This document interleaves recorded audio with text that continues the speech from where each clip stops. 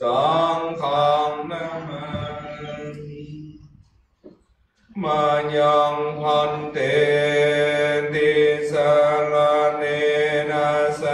หปัญญศิลานิยจมาตุติยัมปิมายังพันเตติสารเนนะสหปัญญศิลานิยจมาตติยัมปิมายังพันเตติสารเนนะสหปัญญศิลานิยจมานะโมตัสสะภะคะวะโตอะระหะโตสัมมาสัมพุทธัสสะนะโมตัสสะภะคะวะโตอะระหะโตสัมมาสัมพุทธัสสะนะโมตัสสะภะคะวะโตอะระหะโตสัมมาสัมพุทธัสสะนะโมตัสสะภะคะวะโตอะระหะโตสัมมาสัมพุทธัสสะนะโมตัสสะภะคะวะโตอะระหะโตสัมมาสัมพุทธัสสะนะโมตัสสะภะคะวะโตอะระหะโตสัมมาสัมพุทธัสสะพุทธังสรณังคัจฉามิพุทธังสรณังคัจฉามิธัมมังสรณังคัจฉามิธัมมังสรณังคัจฉามิสังฆังสรณังคัจฉามิสังฆังสรณังคัจฉามิทุติยัมปิพุทธังสรณังคัจฉามิทุติยัมปิพุทธังสรณังคัจฉามิทุติยัมปิธัมมังสรณังคัจฉามิทุติยัมปิธัมมังสรณังคัจฉามิทุติยัมปิสังฆังสรณังคัจฉามิทุติยัมปิสังฆังสรณังคัจฉามิตติยัมปิพุทธังสรณังคัจฉามิตติยัมปิพุทธังสรณังคัจฉามิตติยัมปิธัมมังสรณังคัจฉามิตติยัมปิธัมมังสรณังคัจฉามิตติยัมปิสังฆังสรณังคัจฉามิตติยัมปิสังฆังสรณังคัจฉามิสรณะกัมมังเนติตา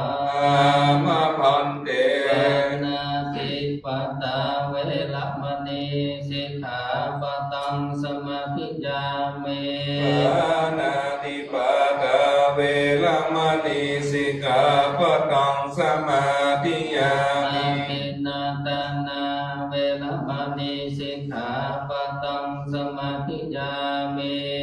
ตินาตานาเวรมณีสิกขาปะตังสมาธิยามิเมสุมิสาจาลาเวรมณีสิกขาปะตังสมาธิยามิกาเมสุมิจาจาลาเวรมณีสิกขาปะตังสมาธิยามิมุสาวาตาเวรมณีสิกขาปะตังสมาธิยามิมุสาวาตาเวรมณีสิกขาปะตังสมาธิยามิสุราเมรยามัจจปมาตฐานาเวรมณีสิกขาปะตังสมาธิยามิสุราเมรยามัจจปมาตฐานาเวรมณีสิกขาปะตังสมาธิยามิอิมานิปัญจสิกขาปตานิสีเลนะสุขติยันติสีเลนะโภคสัมปตาสีเลนะนิพุติยันติตัสสะมะสีลังวิโสทะเยสาธุสาธุสาธุ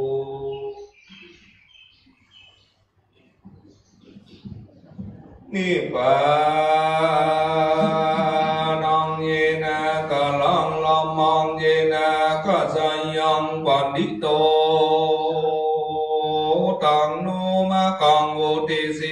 ธัมมังธัมมะมุตตมังพัจจังอลาตนังกะโลมา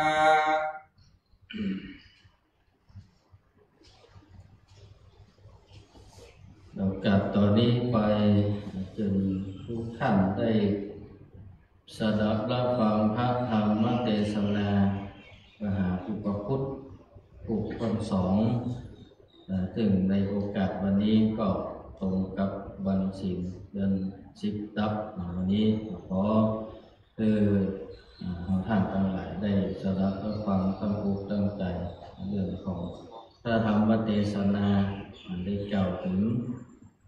ประวัติความเป็นมาของพระพุทธที่เราได้สักการะบูชายามเมื่อมีการในงานเพื่อจะได้รับฟังแล้วก็จะได้รู้ที่มาที่ไปสืบไปในโอกาสนี้ก็พระธรรมเทศนาของพระพุทธนี้ก่อนว่าธรรมภาพเจ้ากับผมจะดีได้เทศนาอันใดอันหนึ่งหากว่าได้พิบูลได้ตัดต้นฉบับอันใดหนึ่งก็ดีก็ขอส่งมาอาภัยวันหน้าโอกาสนี้พอจำเตือนบางบทบางตอนก็อ่านไปก็ผมค่อยเข้าใจตั้งแต่แรกเนาะก็พยายามจะวิเคราะห์เพื่อมันใกล้เคียงที่สุดเนาะบางทีก็อ่านไปก็งงอยู่เนาะนั้นก็โดยอันนี้ส่งแห่งคำนี้ก็ขอได้มากำจูท่านทั้งหลายเนื่องที่ได้ตั้งอกตั้งใจความธรรมในโอกาสวันศีลประจำศีลในการภาษาวันนี้และต่อไปนี้เพื่อเชิญทุกท่านได้ตั้งอกตั้งใจฟังพระธรรมเทศนาพระมหาบุพุทธบุคคลสองต้องการณโอกาสแบบนี้นะโมตัสสะภะคะวะโตอะระหะโตสัมมาสัมพุทธัสสะอิสิตังปฏิตังตุมหังกังเขปะเมวะสมิจจันโตสเปโอเลนโตสังกัมปะจันโตปนารโสยะธามณีโจติรโสยะธาติสาทัพโมดุลาโสตุจันนะสัมปุเลสะตั้งหลายอันส่วนอันว่าพ่อกาน้ำเพิ่งผู้นั้นก่อนได้มา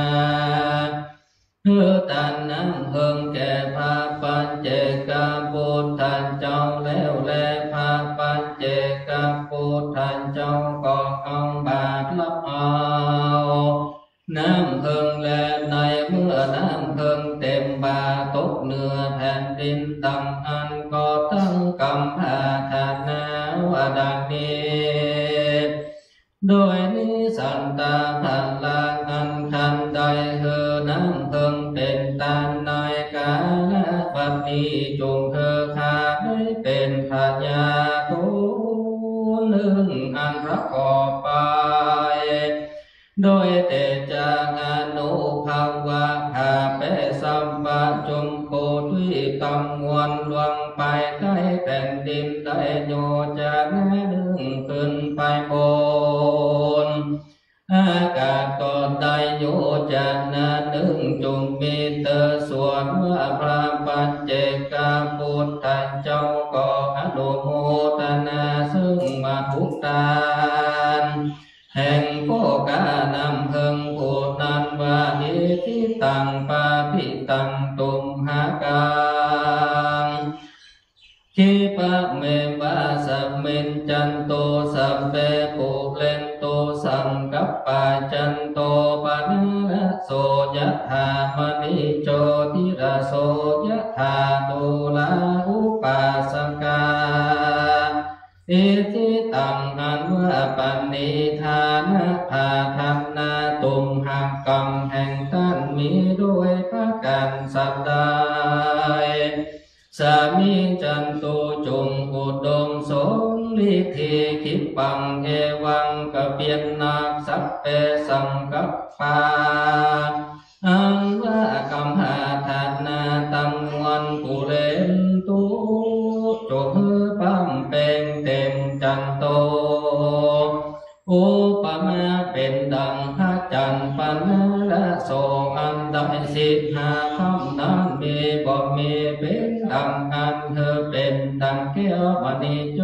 ละโสยธาอุปมาเป็นดังแก้วมณีโจทย์แห่งพัญญาจังกาวตีราชลูกอันชื่อว่าสัมปาปมัตตาอันอาเธอแล้วยังสัมปันติจังกาวันติลาจะสัมปันติตังมุนันเตพระปัจเจกาพุทธเจ้าการว่ากาตัมอนุโมตันนาซึ่งมาทูตันแห่งอุปาสักกาดังอันเดวสวดบานังปูพาตาสีผู้อันบอกพ่อกาน้ำเพิงเฮือถวายน้ำเพิงแก่พระปัจเจกาพุทธเจ้านั้นก็ยังอยู่ในที่นั้นนึงก็มาทำพระปัจเจกาพุทธเจ้าว่าเจ้าผู้หักดอยน้ำเพิงแล้วอันจาพระปัจเจกาพุทธเจ้าก็กล่าวว่าดูกาลา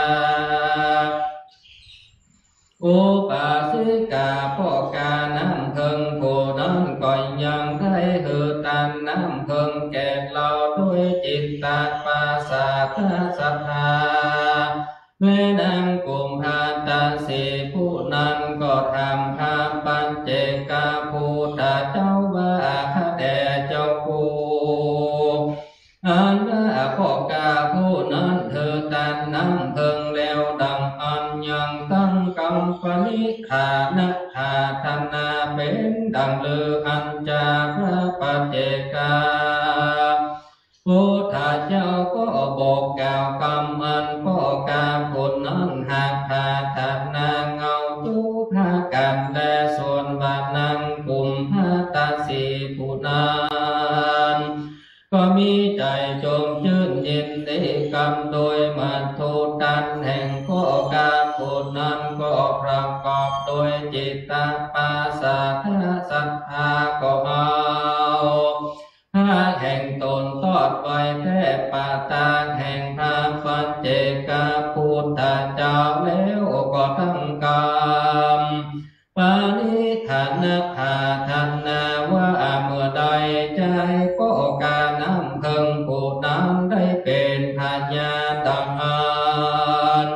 จงฮือผู้ขาได้เป็นเมียคือว่าอังการมะเหสีแห่งใจก็การน้ำเพิงผู้นั้นว่าอันทันแดเมื่อนั้นพระปัญเจกาพุทธเจ้าก็กล่าวอนุโมทนาว่ายัตถาปฏิยัตถาสมิญจันโต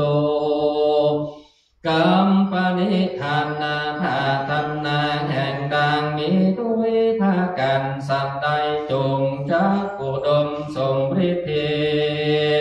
จูภากันเตอว่าอันก่อมเมนและเมื่อปูกา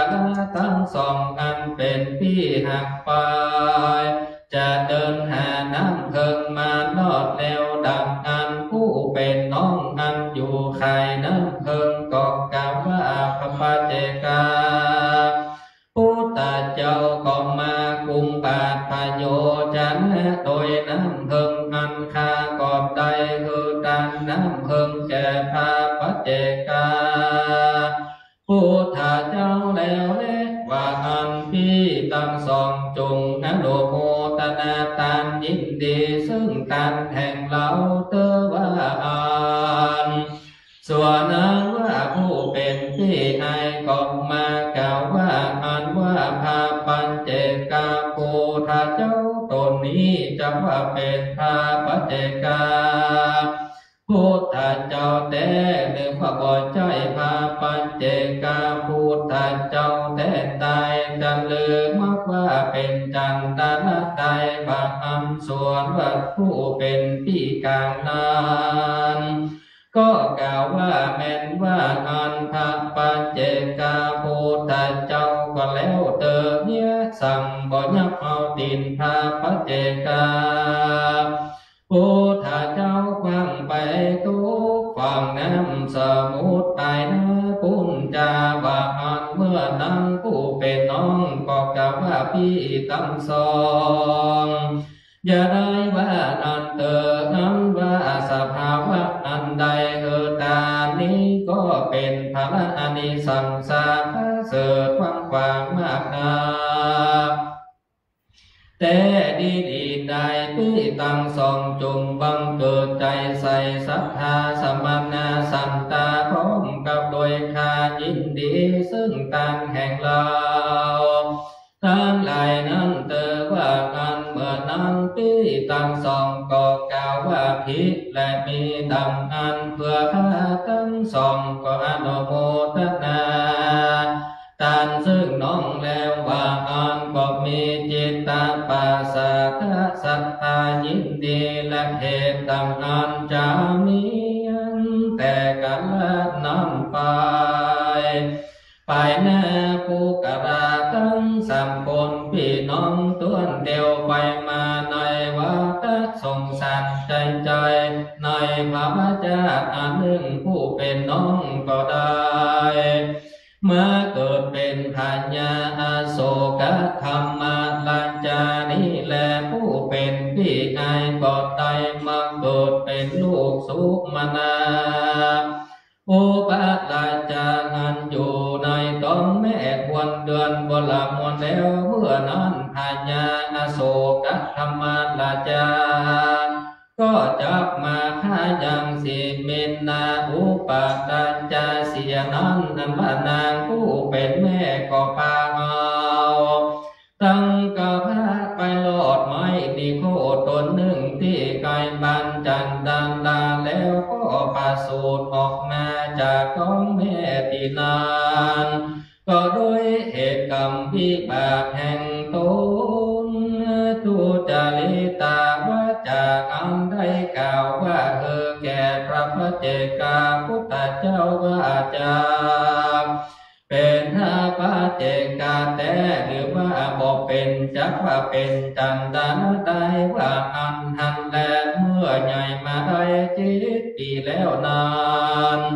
ก็ได้มาบวชในวัลลพุทธศาสนาเป็นเจ้านิโคสามเณรแต่ได้เป็นอรหันตา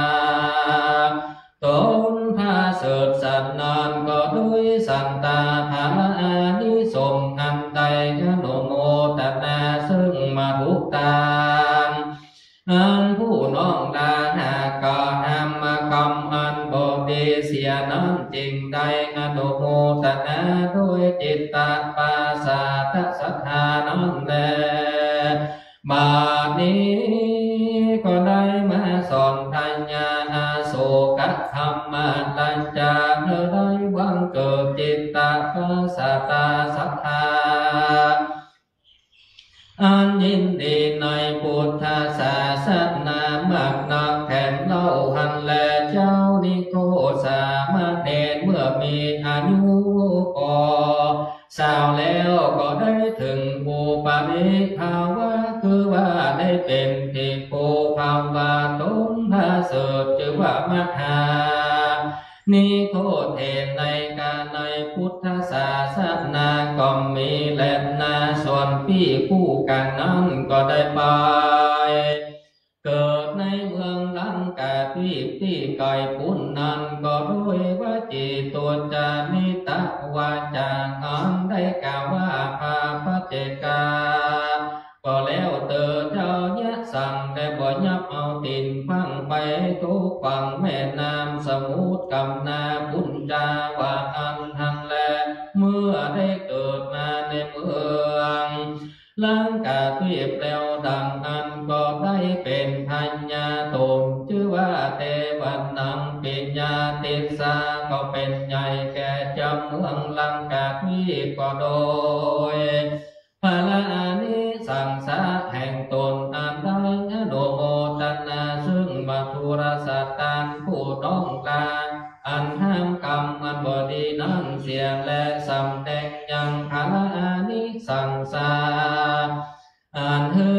นั่นแลจึงได้อนุโมทนาตันโดยจิตตาปัสสะศรัทธาแห่งตนเมื่อไปดูนั่นแลนาบัดนี้ก็ด้วยพระคุณอันนั้นก็จึงได้มาเป็นปัญญาติสาสหาการกับพญาอาโศกธรรมลัญจาที่อันใกล้ด้วยลาจะไม่ที่อันบ่ได้อันกันนั้นก็เมนและส่วนบานังโกภาตสีผู้อันบอกแก้วที่อันมีน้ำเพิ่มแก่พระปัจเจกพุทธเจ้าโดยจิตตปัสสะศรัทธาและตั้งกรรมปณิธานอาทัณนาก็ได้มาเป็นนางสันทินิตาอังกามเหสีลาจาเทวีแก่ปัญญาอาโศกธรรมลาจาดังด้วยกรรมหาทันนานั้นก็มินและนิลาจาพิเศษกังอาละหันเตส่วนนั้นว่าพญาอาโศกธรรมลาจาตนั้นสะเปยลาจาสัมปันติอันเป็นเจ้าปัญญาและยังก็ได้ราชสัมปันติพิเศษเพื่อนั้นพระมารบันได10 ปีปัญญาตนอันประกอบโดยจิตตปัสสะศรัทธายินดีในพุทธศาสนามากนาก็ด้วยเหตุอันมหานิโคตเห็นเจ้าหากสั่งสอนด้วยธรรมดังนั้น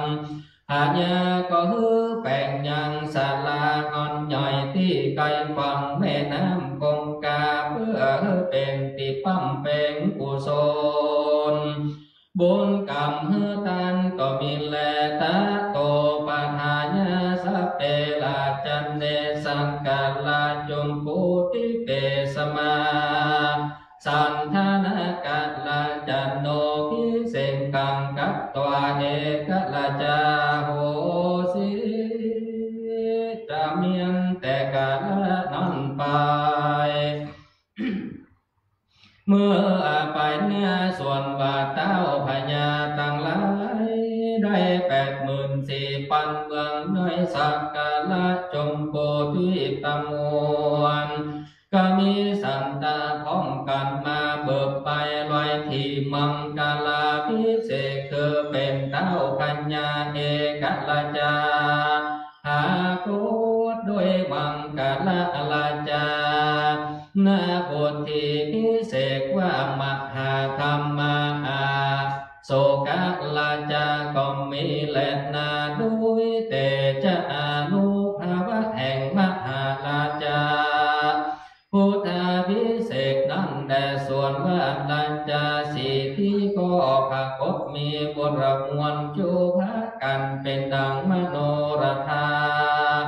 ปาปาปันนิธานาคตาที่กันแห่งตนก็มีอันแต่นาอากาศนึ่งเล่าเต้าพญาทั้งหลายก็มากะทำมังกัลลาพิเศษเบิกใบไว้ที่นามาวิเศษเธอแก่นางสันทินิตาลาจกัญญามาเป็นอังกามะเหสีลาจเทวีเป็นพาทานแก่นางนาสนมตั้งลายได้16,000 นางโดยดังตั้งปณิธานนาภาคันนาก็มินและลาจาอนุภาวานั้นเกิดมาก็ด้วยบุญเตจาก็สลากลงไปลุ่มในพื้นแผ่นดินได้โยจะนาดึงสลากขึ้นไปบนนายโยจะนาดึงดวงฟังนั้นก็สลากไปตัวสกาละจมโพธิตังวันเขาก็น้อมมาหน่อยและจะส่งปันเราเสียแสงและเตปัญญาเทปดาทั้งหลายคนนำเอาน้ำแต่อโนตาสาลักในป่าหิมมาปันมีพระมัน16 ขาอมหากมาเพื่อแก่พญาจุวานบ่ ขาดและปัญญาก็มาคือเป็นตันแก่พระสังฆเจ้าทั้งหลายหกหาบก็มาคือตามแก่ภิกขุสังฆเจ้าฟุงทะลงเตปิตากา60 ตนและหาบหนึ่งคือแก่นางสันทิมิตาลาจะเตวีหาบหนึ่งคือแก่นางและสนมตั้งหลาย16,000นางนั้นหาบหนึ่งเล่านั้นพญาก็บวรโภคจุวันพระกันหนึ่งเทวดาทั้งหลายก็เอาใครหากแนบตั้งหลายอันมีในป่าหิมมาปันมาเป็นไม้สีฟันมีวันกันทะลุอันหอมทะโลไปดิ้งนาก่อนละเอียดสุขุมันมาแก่ทัญญาจบวันบ่ขาดและปัญญาก็แจกคือแก่เจ้าภิกขุสังฆทั้งหลายแลลาจาเทวีนางนาคสนมตั้งใจแล้วส่วนตนปัญญาก็บริโภคเธอแล้วสาลีปีจากอันสวยนาเสฟันจุวันหันแลนาบอดเท้าแต่นั้นเทวดาทั้งหลายก็เอามาคำป้อมมาป่าและมาสมอป่าและมาม่วงตีอันสู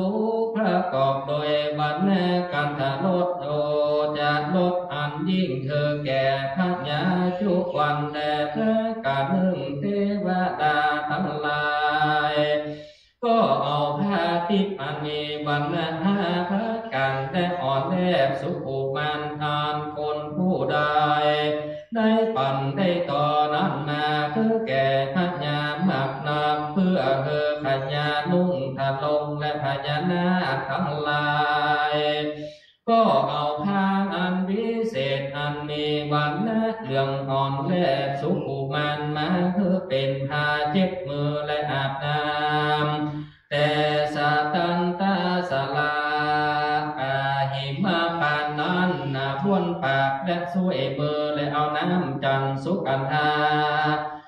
แก่ทัญญาตามมือและเอาไก่ซอมดอกสุมาณะตั้งใดมาแก่ทัญญาและก็เอา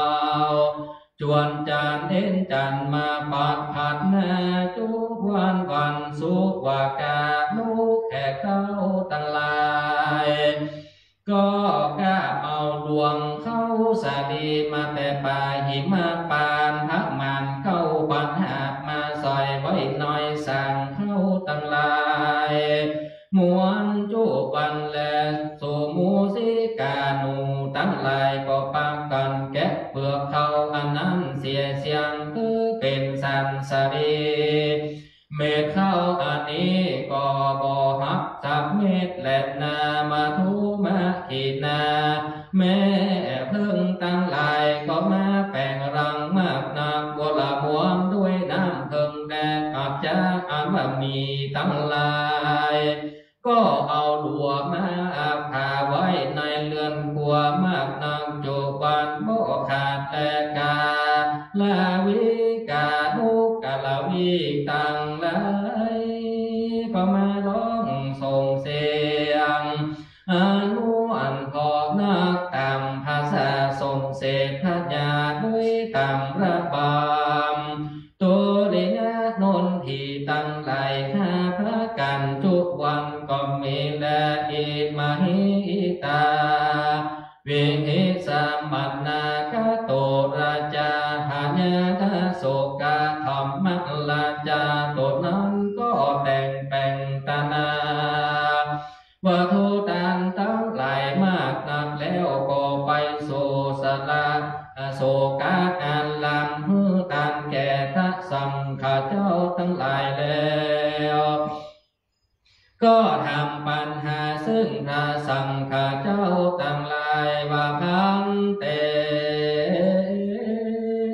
ข้าแห่งพระสังฆเจ้าทั้งหลายเมื่อพระพุทธมันไปนิพพานเตื้อเตสนายังทำเป็นพุทธวจนะมีพระมันเต้าดาจาเมื่อนั้นพระ สังฆเจ้าตั้งใจก่อไว้ภาวกรรมแก่มหาโมกขลีบูตะเห็นเจ้าคือวิสัชนาแก้ปัญหาเรื่องนั้นแก่ทัญญาและพระมหาโมกขลีเห็นเจ้าก็วิสัชนาว่าจะตุลสิติสาหัสสานิมหาลัจจาหัมมะขันติปิตากากานินะวากานิจาดุกาลามหาลาจาธรรมอันพระพุทธเจ้าเมื่อยังทรมันเทศนานั้นเป็นธรรมขันติมีพระมัน84,000ขันเป็นปิตกาทั้งสามคือว่าสุตตันตาปิตกาอภิธรรมาปิตกาและวินัยปิตกาเป็นนาวังกสาธุศาสนามีเข้าพระกันในภาคอันดาจะทำวิสิติกาพญาก็มีใจยินดีในธรรมพระพุทธวจนะยิ่งนักแล้วก็กล่าวว่าข้าก็จะได้สร้างแปลงยังมหาวิหารต่างหลายได้84,000 หลังในเมืองและเมืองและหลังปูจาธรรมคำทักและว่าอัญจาว่าอันแล้วพญาก็เป่าสร้างมหาวิหารตั้งใดจุกเมืองบ่เสร็จสันดอนและพระกาลึงพญา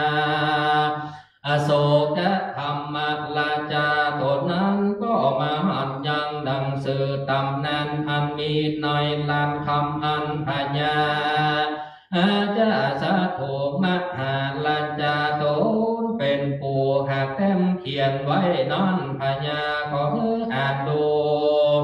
ได้ยินชื่อแห่งตนปรากฏในหนังสือหลับคำนั้นพญาก็ล้มเบิ่งว่าดังนี้ดังได้ยินมานี้ว่าตนเราจะได้เอาธาตุพระพุทธเจ้าออกมาหาปัญนาจุไว้ในมหาเทติยาทั้งหลาย84,000 หลังในเมืองทั้งหลาย84,000 เมืองว่าอันแต่ติลีแลพญาก็ล้ำเบิ่งว่าดังอ่านแล้วก็เป่าสร้างแป่งยังมหาเจติยา84,000 หลังก็มีแลนาพญาก็กล่าวซึ่งเสนามาตั้งหลายบัดเราท่านตั้งหลายจากได้กระทำสร้างแป่งธาตุนำมหาพระพุทธเจ้าในที่ใดมาจุไว้ในมหาเจติยาตั้งหลายฝูงนี้จะว่าอันแล้วปัญญาก็รู้กรรมปุราณคาถาโดยสุตตปรัมปลาเมื่อพระพุทธเจ้าเข้าสู่อมตะมหานิพพานในเมืองกุสินาลาน้องเต้าพญาทั้งหลายในเมืองทั้งหลายใน7 เมืองมีผู้เล่าพญาอาจาสะโขมหาราชาเป็นพังป่าไปเพื่อว่าจริงเอาถ้าพระพุทธเจ้ามาไว้เป็นที่ไว้และปูจาดังอ่านก็เป็นโกรหนอันใหญ่เมื่อนั้นโตนะพรามอันเป็นติสาปะโอคะแห่งปัญญาทั้งหลายก็แจกก็ปัญญาถ้าพระพุทธเจ้าตั้งมวลเป็น7 ส่วนแก่เต้าปัญญาคงนั้นและตนและส่วนเต้าปัญญาทั้งหลายฝูงนั้นก็เมื่อก่อเจติยะโยไว้ทุกเมืองและนาส่วนว่าปัญญาอาจจะสัพผูมหาราชาตนเป็นผู้เล่าก็ได้ส่วนหนึ่งก็มาก่อเจติยะจุไว้ในเมืองปาทาลิบุที่นั้นทันแลเราตั้งหลายก็มาพิจารณาเอาถ้าตั้งหลายฝูงนั้นออกมาเตอว่าอันแล้วก็พุทธมหาเจติยะในเมือง ตาติบุตรนั้นก็หัดยังคงธาตุอันเป่าบ่มีธาตุสักองค์ก็แต่งแปลงไว้ดีดังกล่าวแล้วก็ไปสู่เมืองกัปปิลวัตถุพิจารณาตุยังเจติยะที่นั้นเต้าหันคงเป่าบ่มีธาตุสักองค์ก็แต่งแปลงไว้ดีดังกล่าวแล้วก็ไปสู่เมืองเวสาลีก็พิจารณาดูสันนานก็บ่ได้ธาตุสักองค์และไปสู่เมืองลักปาก็บ่หันสันเดียวนั้นและไปสู่เมืองจำปาก็บ่หันสันเดียวกันนั้นและก็ไปสู่เมืองกุสินาราแล้วก็ไปสู่เมืองรามกามอันพญานาคตนศักดิ์สิทธิ์หากรักษาได้นักมากก็ค่อยเอาพระธาตุแห่งพระพุทธเจ้านี่ออกไปและพญาก็ผู้ถือต้องเจติยะหลังนั้นก็บ่อาจจะพุทธได้แม้นว่าลัวเสียงหาวันก็หักก็การเสียเสียงก็บ่อาจจะเอาได้และพญาก็หนีมาสู่เมืองตนเจอว่าราชกหาปาตาติบุตรแล้วก็ไว้ทำพระสังฆเจ้าว่าหาจับได้ถ้าพระพุทธเจ้าแต่ที่ใดมหาปัญญาจุไว้ในมหาเจติยาเจ้าทั้งหลายว่าอัญจาพระสังฆเจ้าทั้งหลายก็มากล่าวว่าดูกันแล้วมหาราชเจ้าเราทั้งหลายก็ยังรู้ด้วยโบราณนาคถาโสตปะลัมปะลามาว่าพญาจะสัพพูตนเป็นปู่ของมหาราชายังมาพิจารณามาแต่งแปลงไว้ในที่หนึ่งเป็นอันมั่นคงยิ่งนักอันจากไว้ถ้าพระพุทธเจ้าว่าอ่านก็ยังมีและจักว่าพี่ใดก็บ่รู้ใดและว่าอันเมื่อนั้นพญาโศกธรรมราชาก็เป่าพระสมจงนุมกันมายังปุริสักสีจำพวกมาแล้วก็บอกว่าปุกราผู้ใดและรู้ที่ธาตุพระพุทธเจ้าหันพญาอาจจะสัพพูตนเป็นปู่เราหากแต่งแปลงไว้นั้นจาส่วนปุกราตั้งหลายก็ตอบพญาว่าผู้พาตั้งหลายตั้งมวลก็หากว่าบ่รู้สักคนและหลอนว่ายังมีพระมหาเถรเจ้าตนแก่ตนมีอายุยืนได้120 ปีก็กล่าวว่าเมื่อเรายังเป็นสามเณรตนน้อยอายุได้7 ปีพระตนเป็นอุปชายแห่งเราก็เราจำที่อันไว้ดอกไม้และเครื่องสักการะบูชาเข้าไปสู่ที่หนึ่งนั้นแล้วก็บูชายังก้อนหินก้อนหนึ่งกะตำไว้นกคบยำด้วยเครื่องสักการะบูชาในที่นั้นทันแต่เรายังรู้เต้านี้และคอยจะว่าที่นานและจะเป็นที่อันจุธาพระพุทธเจ้าไว้ที่ดังอันก็บ่รู้ใดและนะว่าอันเมื่อนั้นพญาอโศกธรรมราชาก็แขวดโคตรไม่รู้ว่าเป็นที่นั้นแต่และก็เอาสิพิกายคำมาห้ามเอาพระตนแก่นั้นไปเพื่อว่าพระตนนั้นนำไปสู่ติสาไข่ใต้เวียงคือว่าด้วยวันออกที่นั้นอันเป็นป่าพุ่มเกือนำพระก็เที่ยวทางป่าพุ่มที่นั้นมุดใส่แล้วก็หัดยังเจติยะหินอันนั้นแต่ว่าอันพญาโศกธรรมราชาก็สร้างแปลงราชวัตร7 จันทร์และแขวดแวดวังขังโดยภาคกั้งแล้วก็เบิกเจติยะหินอันนั้นออกไว้แล้วพูดลงก็หัดยังสไตล์อันหรืออันไปบนนั้นแล้วก็เบิกเสียยังสไตล์อันนั้นออกก็หัดดินและเอียดนั้นอยู่บนนั้นก็เอาออก สียแล้วก็หันแผ่นอันพอกด้วยหินตั้งหลาย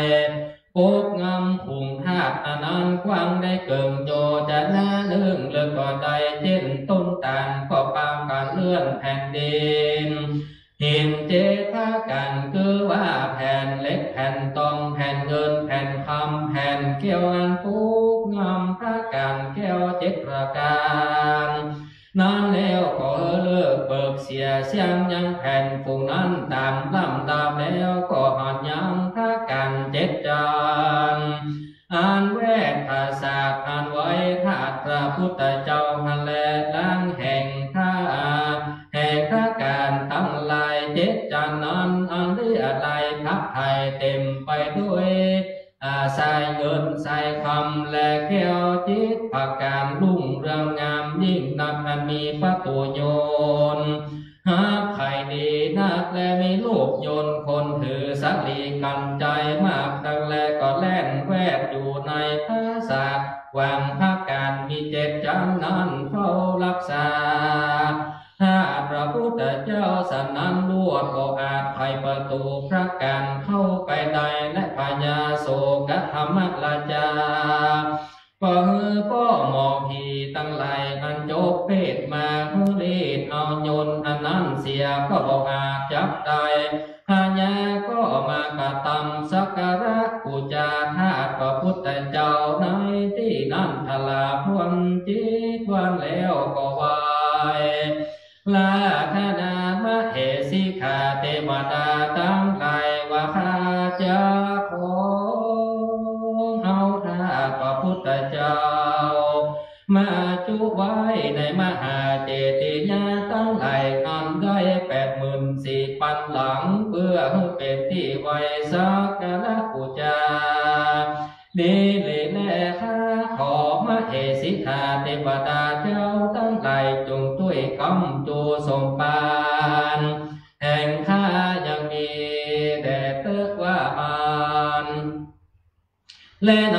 กาลบัดนั้นยังมีขอคือมีความสวัสดีซึ่งมเหสิกาเทวดาทั้งหลายได้ว่าอันและเมื่อนั้นอินตาที่ปฏิราชารู้เหตุนั้นแจ้งนาก็คงราชอาญาแก่วิสุกรรมเทวบุตรลงมารีดโยนอันนั้นเสียแล้ววิสุกรรมเทวบุตรก็ด่วนรีบด้วยอาญาพญาอินตาแล้วก็ลงมาสู่ที่นั้นโดยเพศอันเป็นมนวัตใจหนุ่มน้อยผู้หนึ่งอันมีมือถือปืนธนูยืนอยู่สองหน้าพญาแล้วก็กล่าวว่าเทวะข้าแห่งมหาราชเจ้าผู้ข้าหากจับมามั่งเสียยังโยนตั้งหลายฝูงนี้จะแลบอกแล้วว่าพญาอาโศกธรรมราชาก็กล่าวว่ามานะว่าเจ้าจงรีบเสียมั่งเสียยังโยนตั้งหลายฝูงนั้นเติมเมื่อนั้นวิสุกรรมนาว่าก็มากวาดยิงปืนธนูไปก็ไปถูกยังสายโยนผู้แล่นไปก่อนนั้นสายโยนตั้งมวลนั้นก็ลวดขาจัดหลอมเสียนับเสียงพร้อมกันตั้งมวลลูกโยนตั้งลายก็แต้วไปเสียงบลอและที่นั้นพญาโศกธรรมราชาก็มีใจโจมชื่นยินดีมากนักและนาแถมในหนึ่งว่าวิสุกรรมเทวบุตรมาจริงยิงใส่โยนว่าอันทันแลแถมในหนึ่งก็ว่าพญาก็มาคือเอาคำปันหนึ่งใส่ผงขึ้นเหนือลำจางแล้วก็ฮือเป่าไปทั่วเมืองตั้งมวลโดยคำว่าปุกราผู้ใดรู้สวัสดิ์ละสินอันรีบโยนเสียได้จงมารับเอาคำปันนี้แล้วมารีบโยนเสียเตว่าอันหันแน่มือนั้นยังมีใจผู้หนึ่งได้เรียนสวัสดิ์ละสินแต่เมืองโสมาวิสัยโลมาวิสัยนั้นได้ก็มาขานว่าข้าแก่มหาราชผู้ริษัททั้งหลายข้าก็ยังรู้สวัส ทลาสินอันแป่งโยนและรีดโยนว่าอันดาจาผู้ดีสักทั้งหลายก็จวนใจผู้นั้นเมื่อสำแดงแก่พระญาและพระยาโศกละจาก็ฮือคำปะนึ่งแก่ใจผู้นั้นฮือเป็นรางวัลแล้วก็ฮือใจผู้นั้นรีดมั่งเสียยังโยนตั้งหลายใจผู้นั้นก็มาไขข้าแจโยนแล้วก็มาไขประตูพระกันจำนอกแล้วก็พาไปรีดโยนเสียด้วยสวัสดสินแห่งตนโดยลำดับพระการเจดจันนั้นแล้วก็เอารูปโยนตั้งหลายฝูงนั้นออกไปเสียนอกแล้วที่นั้นพญาอาโศกธรรมราชาจิงเข้าไปในนั้นทันแลก็หันแก้วมณีดวงพระโสดทั้งเป็นอนาข้าและพญาก็หันหนังสือจารีตอันงามอันพญาจะสัพพุมหาราชาอันต้องเต็มเขียนไว้นั้นแล้วว่าในกาลเมื่อไปแน่ก็ยังมีใจพญาตัวหนึ่งชื่อว่าโศกธรรมราชาอันเข็นใจมีข้อของบ่หลายบ่มากจุงเอาแก้วลูกนี้อันชื่อว่าอนาคดวงพระเสดนี้คือสังกัลปูจาถ้าพระพุทธเจ้าเตือว่าอันกันว่าพญาได้อ่านแล้วก็เขียนด้วยคำว่ามหาคาสาตอันหันมาปันดังเหล่านี้ดังลือจากควรว่าเป็นตะลิกะคนเข็นใจนั้นจะบับอันแล้วปัญญาก็เข้าไปในพระการเจดจันนั้นก็ไปถึงปราสาทอันไว้ถ้าพระพุทธเจ้าก็หันหนังสือไล่ธรรมในสุวรรณปาตาใบลันคำมันมหาอริยกัสสปะเจ้าหากต้องเต็มไว้นั้นว่าในกาละไปแล้วแต่นานพระพุทธเจ้านิพพานไปแล้วนั้นได้218 ปีก็ยังมีมหาคาสัตตัวหนึ่งชื่อว่าปิยะตายะได้เป็นพระญาตัวหนึ่งแล้วก็ปรากฏด้วยญาณวิเศษว่าโศกธรรมราชาประกอบโดยจิตตปาสาทศรัทธาในพุทธศาสนามากนักจากได้อาราธนาเอาธาตุแห่งพระพุทธเจ้าตั้งมวลออกไปจุไว้ในมหาเจติยาเจ้าตั้งหลาย84,000 ลังคือตัวสักการะจงโปรดรีบตั้งมวลจาได้ว่าอันกันว่าพระญาได้อ่านหนังสือหลับคำนั้นกันรู้แจ้งแล้วก็เล่งซ้ำบังเกิดปิติปาโมทย์ยินดีมากนาโดยคำว่าพระมหาอริยกัสสปะเจ้าหากส่องติปะจักขุญาณหันแจ้งโดยพระการดังนี้แต่แล้วว่าอันแล้วก็มาย่อมือพระนมย่อไว้ด้วยเสียงสีหนาองค์อาจมากนาก็มีแลส่วนอันว่าเครื่องสักการะบูชาตั้งมวลเป็นต้นว่าบุคาราชาทูปเทียนธาตุไฟอันตั้งไว้บูชาธาตุพระพุทธเจ้านั้นก็หากลุ่งเรืองงามเป็นปกติจุวันบ่รู้เหี่ยวแห้งสักอันและพญาโศกธรรมราชากับตังพระสังฆเจ้าทั้งหลายก็เคืนพระศาสตร์เจตกันก็ไว้สักการะบูชาถ้าพระพุทธเจ้าโดยอันครบยำแล้วก็ให้โลกมากันทักกาอันเป็นด้วยเงินแล้วก็หันทักอกเงินแล้วก็หันทักอกไม้จันขาวแล้วก็หันทักอกไม้จันแดงแล้วก็หันทักอกคำข้าโอบแก้วมณีแล้วก็ไข่ข้าโอบแก้วมณีแล้วก็มาหายังข้าพระพุทธเจ้าก็เบ่งออกยังสัพพนาลัง4-6 ประการ2แต้มรุ่งเรืองงามยิ่งนักในโกฏแก้วมณีพญาโศกธรรมราชาก็เกิดปิติยินดีมากนักและตาจโนทาทุสหัสสาภิกขุ สังเคหิสัตตาภิวเสหิมะมหาปุจจาสักกะเลหิวิวิธานิจโตปัสสะตะกัปโภเมื่อนั้นพญาโศกธรรมราชากับตังพระสังฆเจ้าทั้งหลายก็สำเร็จบังเกิดปิติปราโมทย์ยินดีมากนักก็ไว้นกพบยามสักการะบูชาด้วยเครื่องบูชาวิเศษตั้งหลายตั้งแล้วพญาก็ฮือเป่ายังคนตั้งหลาย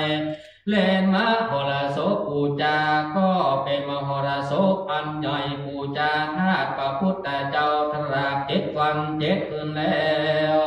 ก็ขออาราธนาธาตุพระพุทธเจ้าออกมาแล้วก็ยุบเอามากันทากะตังโคงบาตังหัวนั้นออกมาจากอาสาแล้วก็แต่งยังเครื่องสักการะบูชาตังวันในที่นั้นดังเก่าก็เฮรับประตูไว้ดังเก่าจุกอันหันแลก็เฮ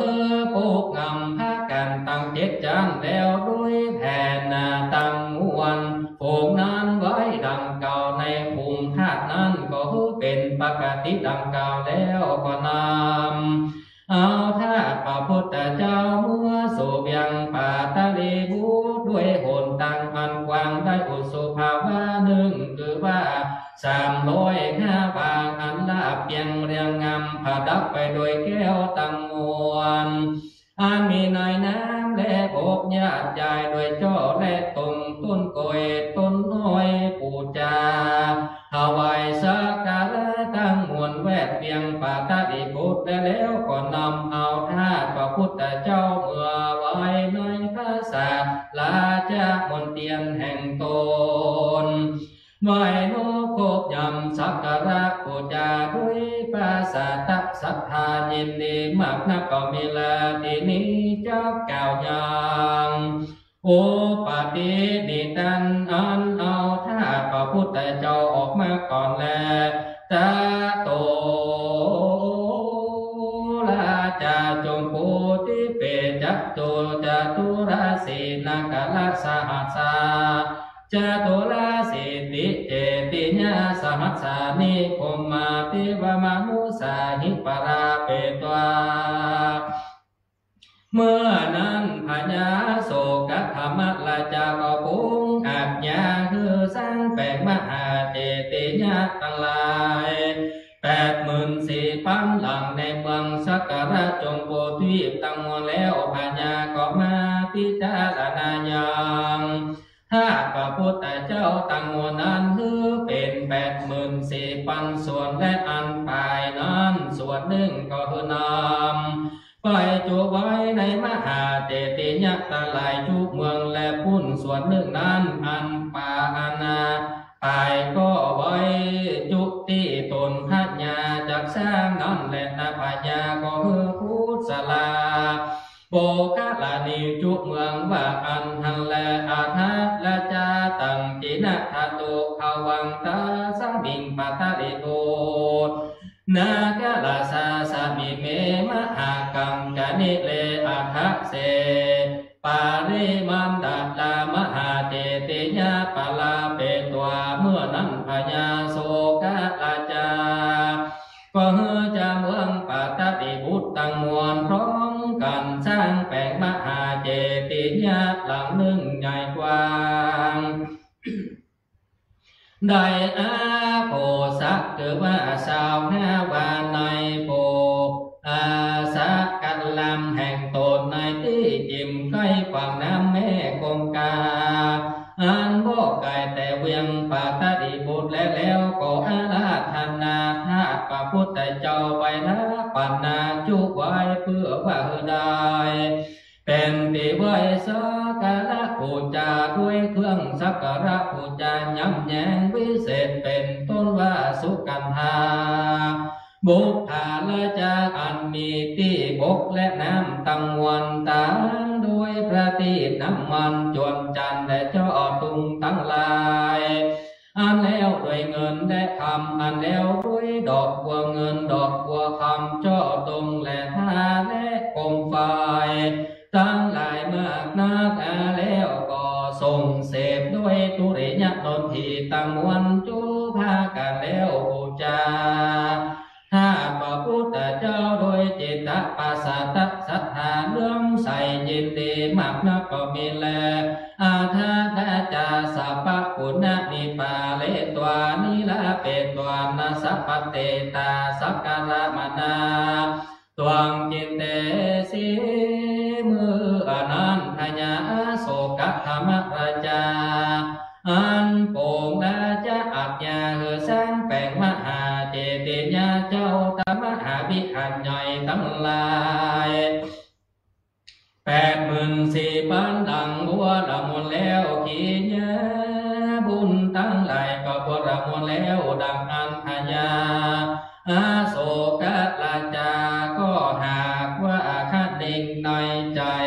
หัวหอระไทยด้วยจิตตปาสาตศรัทธาว่าจะให้เบิกบานด้วยที่สะลองสติมหาเจติยะและมหาวิหารพร้อมกันจุบ้านจุเมืองในวันหนึ่งแน่นอนและจำเลินสิ้นกาลนานนะลาบได้7 ปี7 เดือน7 วันจริงเมียนเป็นมหากุศลอันใหญ่มากนักจะแลเมื่อดังนั้นพระญาโศกธรรมราชาก็มีความกังวลว่าจะมีอนตะไลอันใดอันหนึ่งมาแทรกเสียจะลือหรือว่าบ่มีอันจะมีความสดสดีอยู่ตั้งกะทำบุญกุศลอันจะว่าอันเราก็จะไปถามซึ่งภาริญาสังฆเจ้าตั้งไหลดูแจ้งจาและว่าอันพญาอาโศกธรรมราชาข้านิ่งสันนิแล้วก็มีราชาผู้ได้สักต่างหลายแวดล้อมเป็นปริวารก็ไปสู่ยังโศกัลำไว้พระสังฆเจ้าต่างหลายแล้วก็ถามว่าพันเตข้าแห่งพระสังฆเจ้าต่างหลายผู้ข้าก็สร้างแปลงอย่างมหาเจติยะและมหาวิหาร84,000 ลังก็เมียนแล้วผู้ข้ามากว่าให้เบิกไปโดยที่ฉลองโดยสักการะมหาบูชาวิเศษพร้อมกันทั้งมวล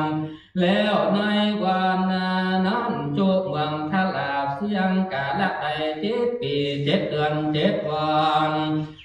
อิ่มเต็มไปด้วยโสมนัสอภิรมย์จงชื่นยินดีและพิและจักตามต่างอ่านว่าอนตะไลตั้งหลายอันใดจักมาบังเกิดและมาแทรกเสียหม่นมอ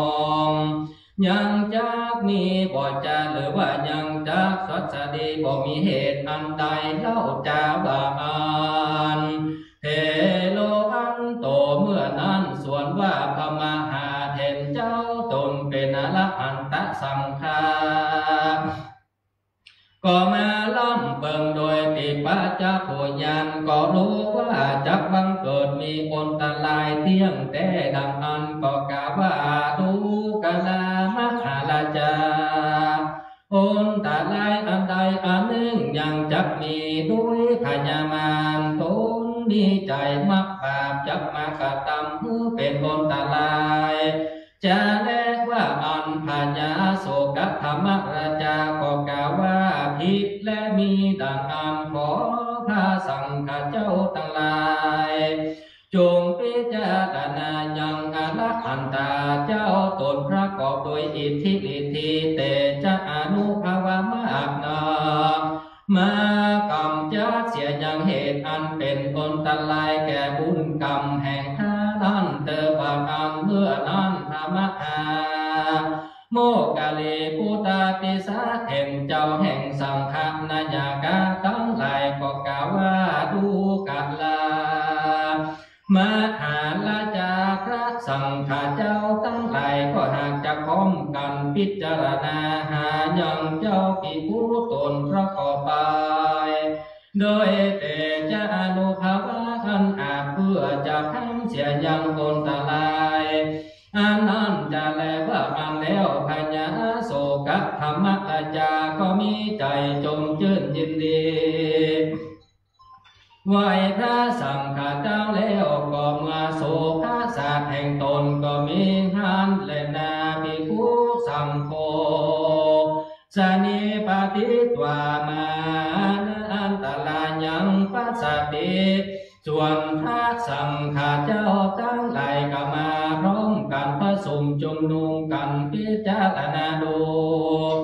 ยังเหตุอันนั้นก็รู้ด้วยปัญญาคันและพยามาร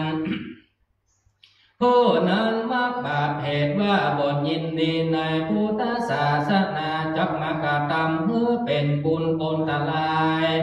แก่พญาโศกธรรมราชาดังอันพระสังฆเจ้าทั้งหลายก็มาไว้ภารกิจ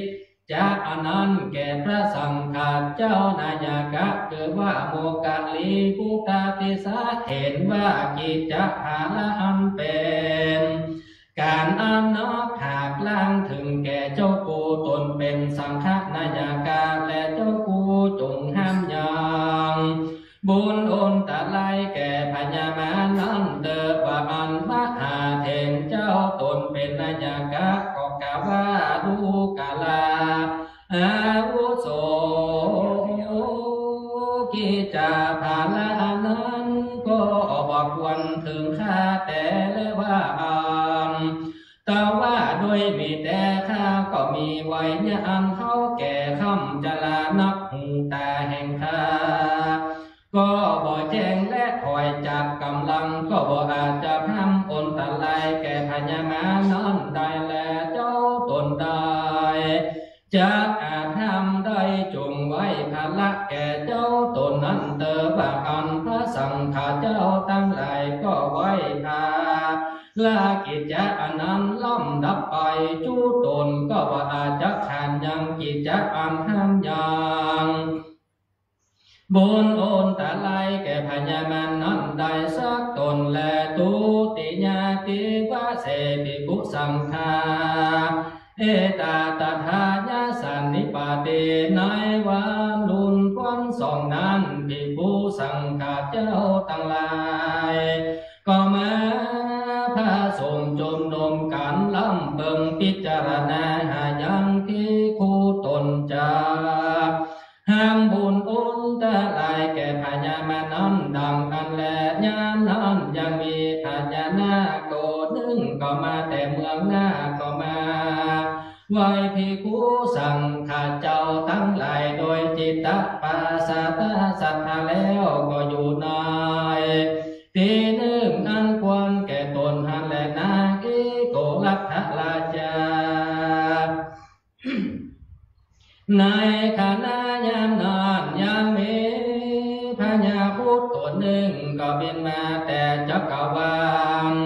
โลกใต้หันพญานาคอันอยู่ไว้ภิกขุสังฆอันก็บินลงมาหากไว้ภิกขุสังฆเจ้าตั้งได้แล้วก็ไปนั่งอยู่ในที่กว้างแห่งตนก็มี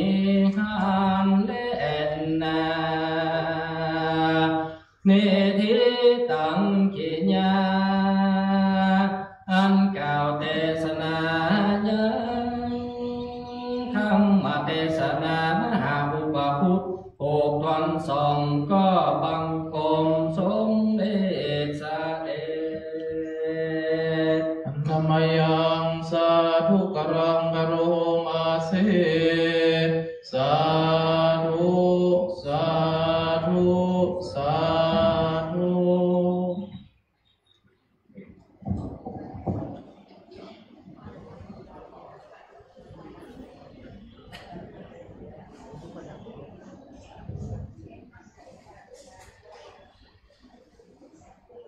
อาวธรรมเทศนาที่ว่าพระมหาอุปคุตเทศนาผูกท่อนที่สองวันนี้ก็โดยเทศนาโดยท่านพระครูสดาพรพัฒนรังสีได้เทศนาจบลงไปท่านพระครูเพิ่นก็เมตตาวัดเฮา ตั้งแต่เป็นหลวงพี่อังคารนะโอ้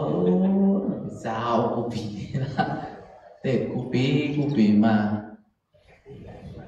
ครับก็ทำมาเทศนาพวกนี้ก็มาถึงตอนที่พระเจ้าอโศกอย่างไรญาติโยมทุกปีเพื่อจะสรุป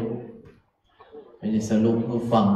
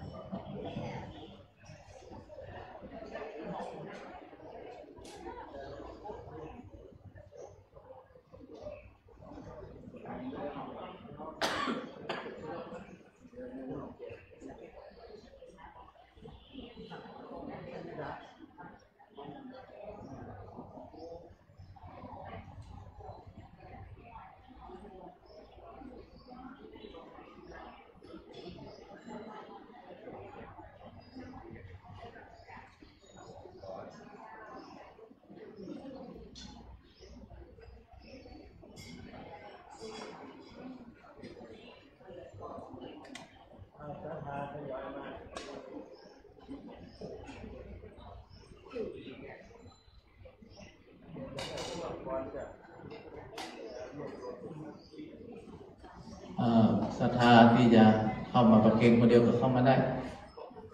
เลย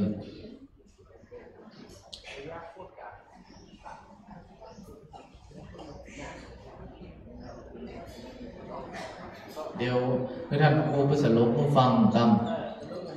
มันน้อยนักเลยสรุปนักก็เป็นอย่างเวลาเหลือมาเลิกวันนี้7 โมงมันเลิกกัน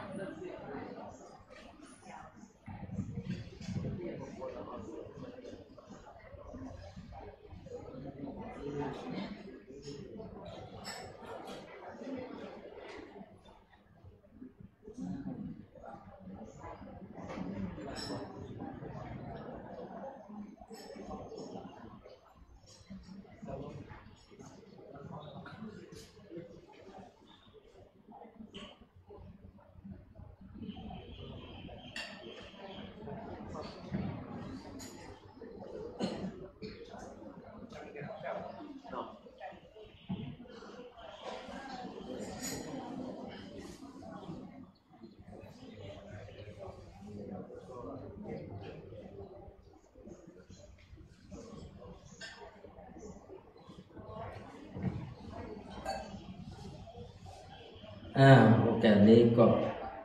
ขออนุโมทนาบุญกับทุกท่านสถาบันทั้งหลายเด้อที่ได้ร่วมกันฟังเทศน์ฟังธรรมประจำศีลในวันนี้ปีนี้ที่วัดทรงศีลและประติธรรมมุสธากับประเก็บทำย่อยประเก็บก็จะน้อมเพราะว่าจะเป็นนะเนาะเอาไปเลยว่าเอาสถาบันเด้อถ้าบอกพร้อมกับไม่ฟังธรรมเลยสมองกับไม่ก็ลำย่อยก็จะเป็นลายเพราะนั่นเนาะก็เลยว่าไปเก็บลำย่อยก่อนลำย่อยเสี่ยงเลยก็ว่ากันกอง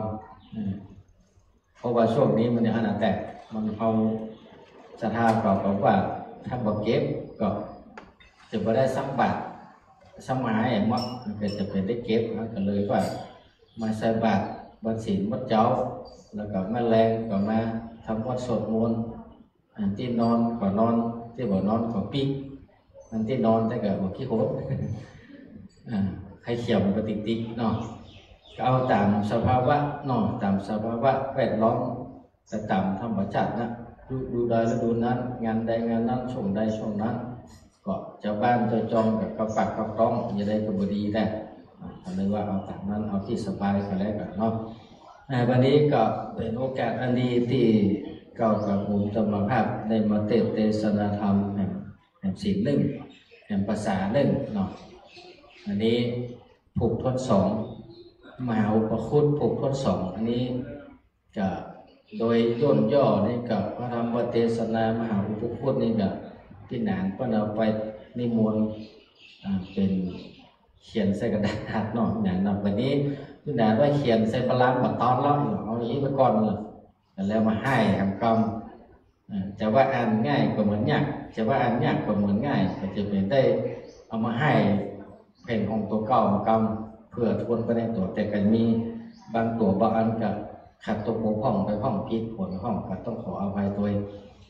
ทำมหาอุปคุตนี้ได้กล่าวในเรื่องของการสร้างบุญบารมีเนาะและก็โดยเฉพาะพระเจ้าอโศกธรรมราชาเนี่ยที่พระองค์ได้มีความจิตตปัสสัตตศรัทธาเริ่มใส่ในพระพุทธศาสนาอันเดิมด้วยอานิสงส์อันได้เมื่อน้ำเพิ่มเป็นตางเนาะเมื่อได้น้ำเพิ่มเป็นตางตั้งพี่น้องสองคนแหมแม้แต่คนไปบอกเอาน้ำเพิ่มมาตามแก่พระวจนะพระพุทธเจ้าบอกหาฐานะเป็นมเหสีก็ยังได้เป็นอันนี้เป็นคำว่าอานิสงส์อันดีจิตปัสสัตตศรัทธาเริ่มใส่แต่ก็พัฒนาอย่างใดก็ได้อย่างอันพระเจ้าอโศกธรรมราชานี่ก็พัฒนาเป็นพระญาเจ้าเมืองก็ได้เป็นอย่างอันแต่แล้วก็มีใจเริ่มใส่ศรัทธาในพระพุทธศาสนาก็ไปผ่านใส่คนห้องว่าลานคำเนาะเป็นจัดเอาไว้ว่าในโอกาสไปแน่นี้จะมีพญาตนหนึ่งจะได้นำเอาพระธาตุของพระพุทธเจ้าที่พระองค์ปรินิพพานไปแล้วนั้นไปจุธาตุไว้ในเมืองต่างๆพระเจ้าโศกธรรมราชาก็มาเกิดลำเบิงด้วยจิตอันเริ่มใส่ศรัทธาแล้วก็มาสร้างแปลงอันนี้โดยย่อเนาะสร้างแปลงตึงวิหารตึงพระธาตุเจดีย์ได้ 84,000 หลังแล้วก็พยายามจะเอาพระองค์พระธาตุของพระพุทธเจ้าเอามาบรรจุกำมือว่าจุเนาะจุหรือว่ามันกำพายว่าบรรจุนั่นแหละจุไว้แต่ละที่ตัวบ้านตัวเมืองต้องมันครบเพื่อเป็นที่ไหว้ที่กราบที่ไหว้สักการะบูชาอย่างเช่นว่าเราได้กราบได้ไหว้พระบรมธาตุโดยเฉพาะยิ่งพระบรมธาตุเจ้าพระธาตุจอมทองมานี่ก็เอากลับมาไหว้ไว้เป็นประจำตัวเต้ามาเดียวนี้ก็อย่างเงี้ยเนาะเพื่อเป็นที่ไหว้สักการะบูชาหัวบ้านหัวเมืองทั้งหลาย 84,000 เมือง 84,000 ที่ทีนี้เมื่อพระเจ้าอโศกธรรมราชาเมื่อจะแปลงแล้วก็เป็นว่ากล้วยหลวงนี่มันมีมาตั้งเมินแล้วเนาะจะมีมาตั้งประเดียวนะมันไม่ต้องเมินแล้วเนี่ยพระเจ้าอโศกราชาเนี่ยถ้าเป็นกรรมบ้านเรานี่ครับว่ากล้วยหลวงนั่นแหละเนาะฉลองอบรมสมโภชอบรมสมโภชพระธาตุเจดีย์มหาวิหารอย่างต่างๆ7 ปี7 เดือน7 วันก็ต้องฉลองมหาเป็นเพราะว่ามหาเนาะมหาก็มาคิดว่าเราจะจัดกินย่อยตั้งหลวงแต่ก็กลัวว่ามีเหตุเพศภัยอย่างก่อให้จะกลัวมีเรื่องมีราวอย่างเกิดขึ้นกับตัวกาครับจะวัดว่าศาสนาที่จะทำพิธีการจะมีก็ว่าบ่มีหัวก็เลยเข้าไปกราบทูลถามพระสังฆเจ้าทั้งหลายก็บอกว่าถ้าจะมีหรือว่ามีการดีงานนี่มันจะมีมาศูนย์เนาะเป็นบาปกรรมบาจันหรือว่าก่อนเราจะมีการดีงานมันจะมีมาศูนย์บอกว่างานใหญ่งานน้อยต้องมีเนี่ยมารตัวนี้ก็คือมารที่บ่มีความเริ่มใส่ศรัทธาในพระพุทธศาสนาจะมาเกิดมาขวางมาแมงเขาจะกีดจะตังคนเตือนตั้งใจจะดีถึงเอาแต่มามีเรื่องเวลาแบบนี้ในระหว่างมารพระสังฆเจ้าตลาดนี่มีเนี่ยข้อมูลที่บ่เริ่มใส่ศรัทธานี่ก็จะยากจะเปลี่ยนเรื่องเป็นราวกับแล้วพระเจ้าโศกราชาก็ถามว่าจะขึ้นเนี่ยจะได้ดีที่บ่มาเกิดมาขวางแต่เนี่ยจะได้หาวิธีใดหาพระสงฆ์สังฆเจ้าตนใดที่มีอิทธิฤทธิ์ได้มาคัดมาขวางเปิดเหตุการณ์ที่หมู่นี้เกิดขึ้นพระสงฆ์พระเจ้าทั้งหลายกับบ่เฮาปากเตื้อเนาะแต่ว่าเดี๋ยวก่อนอย่ามาอู้กันก่อนก็จะไปสอบที่ไหนอันนี้ก็ พระสังฆเจ้าประสูติจุมลงยุ้งให้เติมได้ก็บอกเอาตนได้ก็บอกเอาเดี๋ยวผูกท่อน3ต่อนี่ถ้าอย่างเนี้ยถ้าจะโพสถึงพระอุปคุตหลังจากนี้ยังผูก2นี่บอกโพสถึงพระอุปคุตเด้อเนาะผูก3นะเริ่มจะเริ่มละอันนี้โดยย่อปลายของผูกท่อน2เนาะโดยกล่าวไว้ว่าพระอุปคุตนี้เขาเลยเป็นที่กราบที่ไหว้สักการะบูชาเวลามีกิจใหญ่ตั้งหลวงก็พ่อหนานอาจารย์ก็จะไปรัตนาและอุปคุตจากแม่น้ำย่อยแห่กันไปคนไปได้แห่กันเป็นมุ่งถึงจ่อถึงตุงเนาะพอดแล้วไป2-3โพนจ่อตุงหายแซ่บหมดแต่พอตอนไปเอานี่ลงมาจะดีอย่างน่ะงมอย่างดีอ่ะไปโซ่ยังโจกันท่มไปตีบอย่างแต่น่ะไปเอามันจะดีหอดไปโซ่มาดีอ่ะนี่เลยเป็นที่มาว่ามีกิจการตั้งหลวงมีการงานยังวัดยังวางก็ไปอาราธนาพระอุปคุตเนี่ยมาดูแลรักษาหอกคอยในงานท่านจะมันมีเหตุเพศไฟมันมีอันตรายบอกให้มือมาได้อย่างมาฝังมาเกิดให้กินให้ตาดีได้บุญได้กุศลนี่กันนี่เป็นที่มาครับแสดงว่า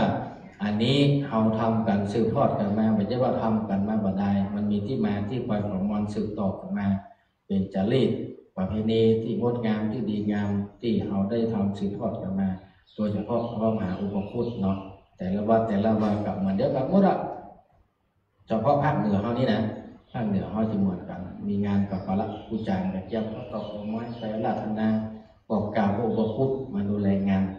นี่เป็นต้นนั่นกับธรรมเทศนาที่ท่านทั้งหลายได้ฟังตัวไปแล้วก็ต่อไปนี้ก็จะกล่าวเรื่องของพระอุปคุตโดยตรงว่าเป็นมีเตจฤทธิจะได้ถึงมาเกิดมาผ่านมูนี้ได้ว่าพระมหาอุปคุตเนี่ยเป็นไผอย่างไรได้ก็สถาปล่อยฟังกลุ่มต่อไปเนาะวันนี้ก็ขออนุโมทนาขอบุญกุศลบุญบารมีที่ของท่านทั้งหลายได้มาร่วมกันป้องเต็มกุศลคุณงามความดีความเตฟังธรรมบูชาน้ำธรรมคำสอนในวันนี้ก็ขอบุญกุศลบุญบารมีบุญแก้วเจ้าทั้ง3ประการอันเป็นที่ไหวที่สาสักการะบูชา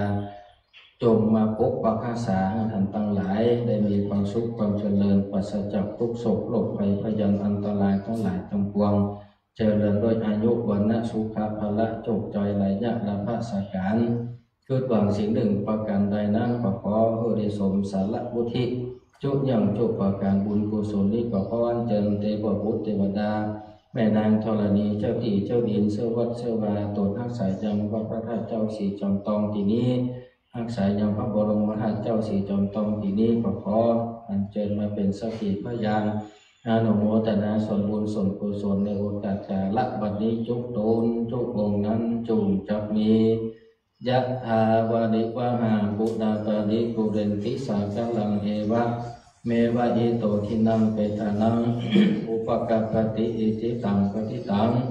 ตุมังเกปะเมวะสมิจจตุสเปปุเรนตุสังกปะจันโตปนาลโสยะถามณิโชตินะโสยะถาภวชัพปีติโยวิปัชชันตุสัพพะโลโกวินัสสะตุมาเตภวะตนตระโยสุจิติกายโยโภภวะอภิวาตนาสิริสนิจังพุทธาปัจจายิโนจัตตาโลธรรมังวตันติอายุวโนสุขังปะลาสาธุตีกองจับเต็งที่เลยข้างนอกไม่ตี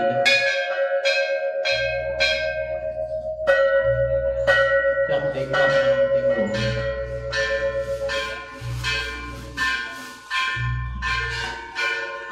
พระธรรมเทศนาบทพุทธปุกท่อน2ก็จบลงไปปุก2มันมี2ตอนไม่ใช่ที่ตอนที่1ต่อไปเป็นตอนที่2เทศนาโดยท่านพระครูเทพพระวงศ์ประสิทธิ์วัดเทพประสิทธิ์ต้นเฮือกหางดงพิเจได้เดินทางมาถึงแล้วก็นิมนต์พระวิหารครับ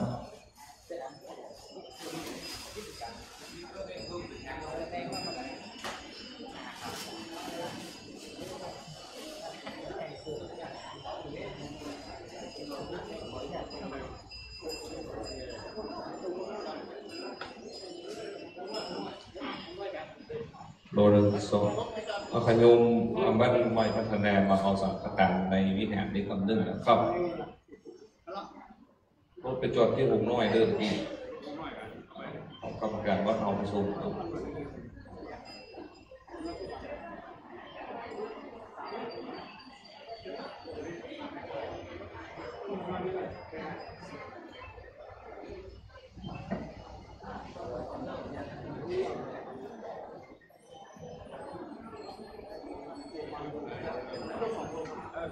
ข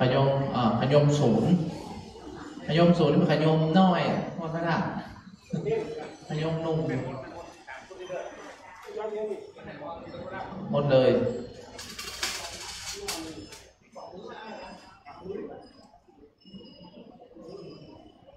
ล่ามวัดพระธาตุก็คนไหน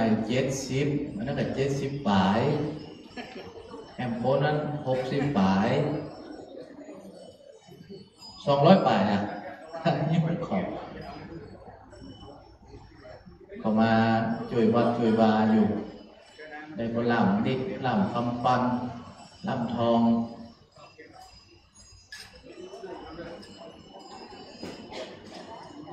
สถานนี้นั่งข้างนอกฝุ่นซุยก็ใส่ประมาณในวิหารได้เด้อที่ในหอสงฆ์ทำมาได้เพ่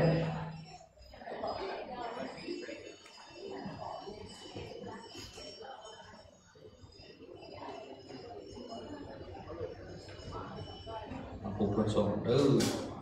นิพพานังเยนะกัลลังลัมมังเยนะกัสยังปฏิโตกังโนมะกังวุติเสตุงธรรมังธรรมะมุตตะมังพัจยังอลัตถนังกะโลมา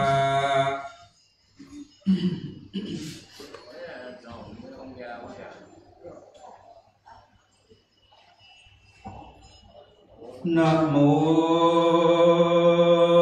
ตัสสะภะคะวะโตอะระหะโต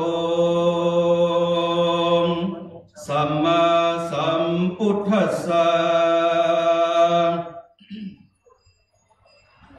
สันทะโวฟังล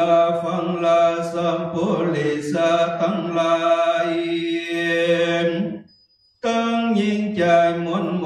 อันปากันมานินังอยู่ดาฟังจุงแปลงขันติสักอย่างเตียงมันคือสอดดันตามธรรมบัดนี้เดเตออันทางการเลในกาลยามนั้นพญาพูดก็มาใคร่หันพญานางเป็นอาหารมันก็บินสูดลงมาเสียงแห่งลมปีกพญาพูดก็พาโคดดังอ่านเป็นอันมีนานมากนางพญานาก็หานเป็นอันก็มาสะดุ้งตกใจกลัวบ่หันที่ใดจังเป็นที่เปิงแก่งแต่แก่ตนหือมีชีวิตดังอ่านว่าอันแล้วส่วนอันว่าผ่านตนเขาอันเป็นสังฆนาอย่างกลางก็บ่อาจจำห้ามอย่างอันตลาญาภัยอันพญาพูดจังมาเอาพญานาคใดก็ไว้ยังผ้าเสียงจุดตนลำดับไปเถิงตนสุดตนซอยกว่าหมู่ทั้งหลายก็วางบอกอาจจะห้ามได้ยังอันตรภัย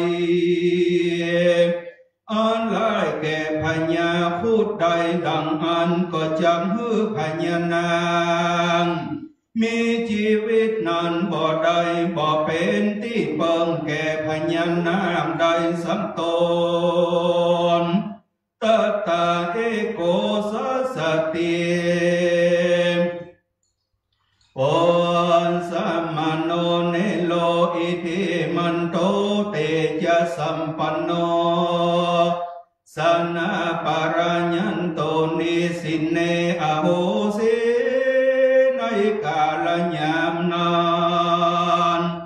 ยังมีเจ้าสามเณรตนน้อย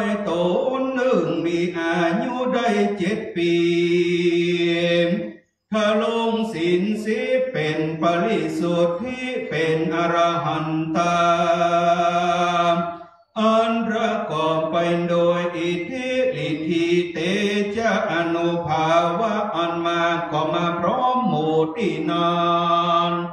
นั่งอาสนะที่สุติซอยแห่งตนแล้วภิกขุสังฆเจ้าทั้งหลายเมื่อนั้นพระสังฆนาญาการเจ้าก็ลำเปิงว่าอัญญังสมณเณโล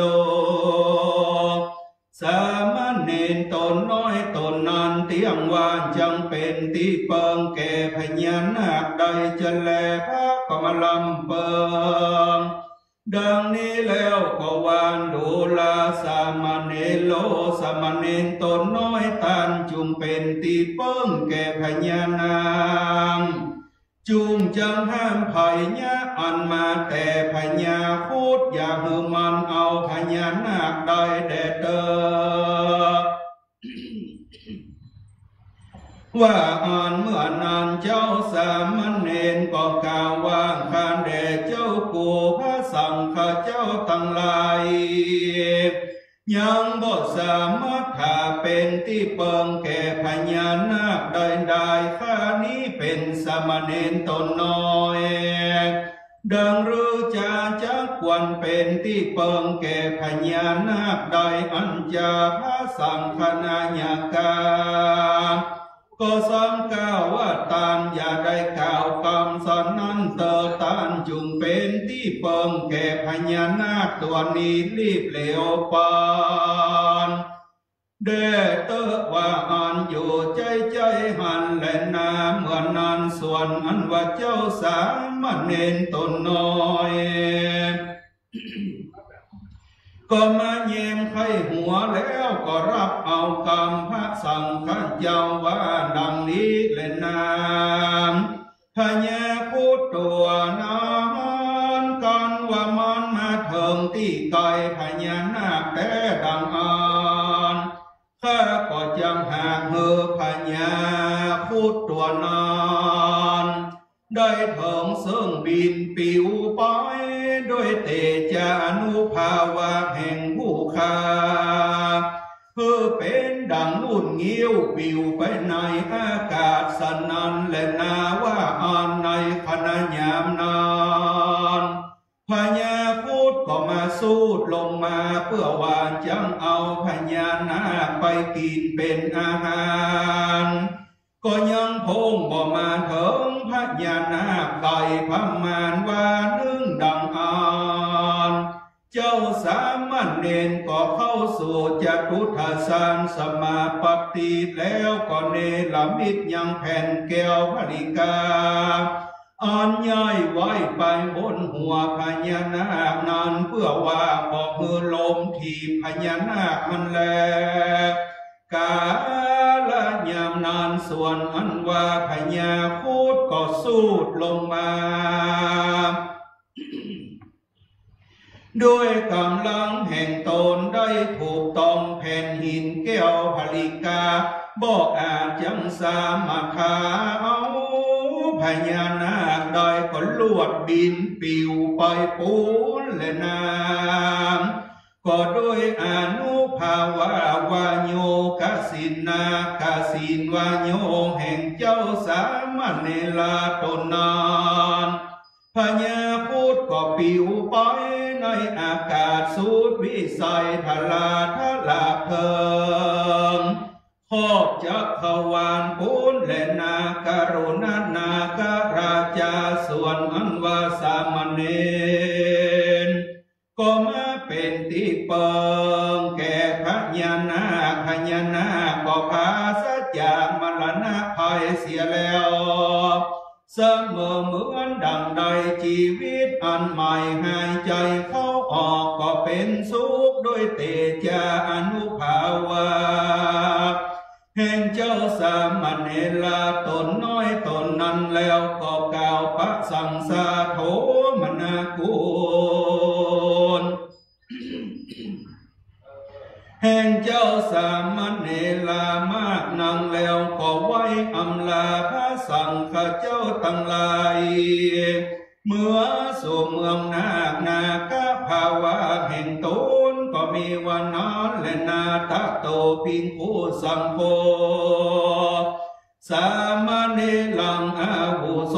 สามเณรังตวังกิลาเอกาวัจเนนะภิกขุสังฆาวจนานุกโรสิกัมเมวะโมสมณตัมดะกัมมานิตวาเมื่อนั้นส่วนอันว่าพระสังฆเจ้านายกาเทลังพระกกระนิ่งใจ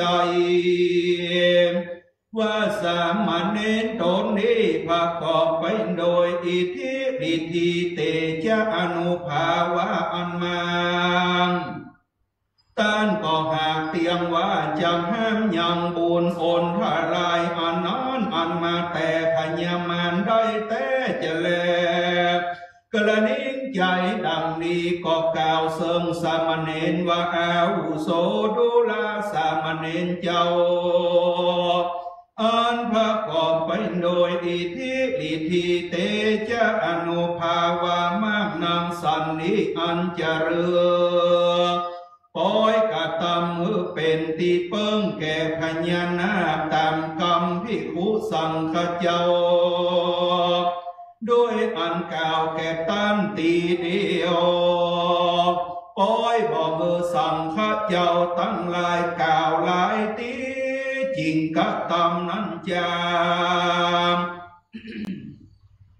เหตุดังอันสมณตันดกรรมอันสังฆเจ้าตั้งหลายควรกะตำบัดนี้และนาวาอั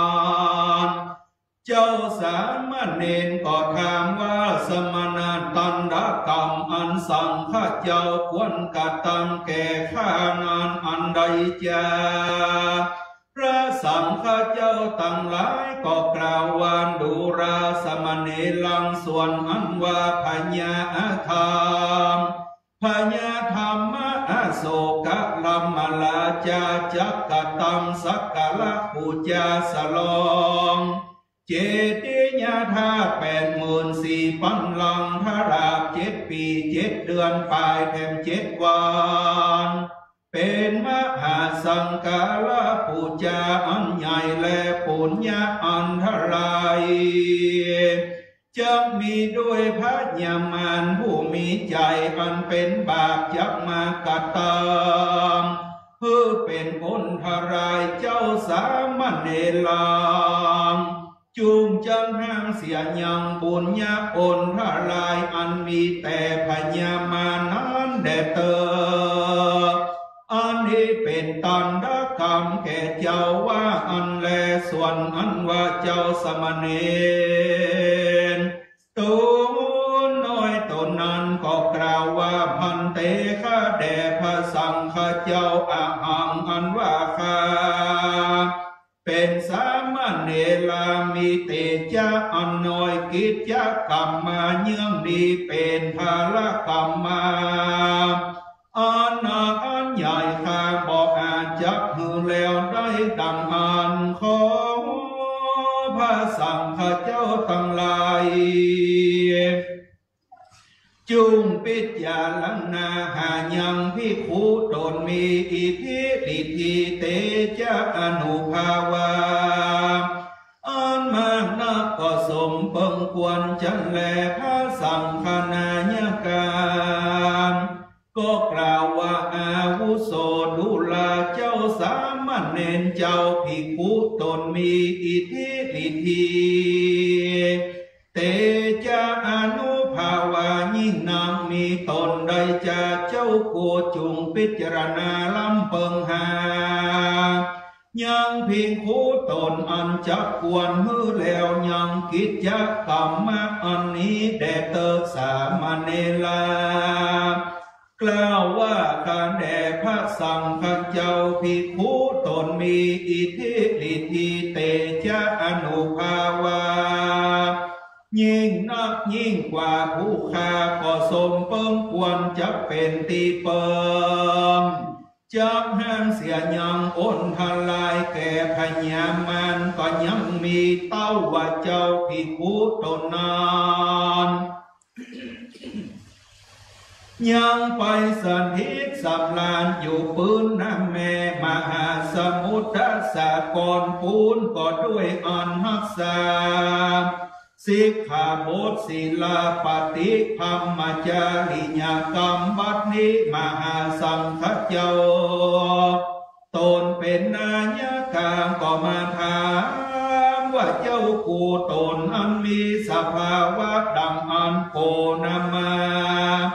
เป็นตนอันภากฏชื่อว่าดังหรือจ่าเจ้าสามเณรก็กล่าวว่าเจ้าภิกขุตนมี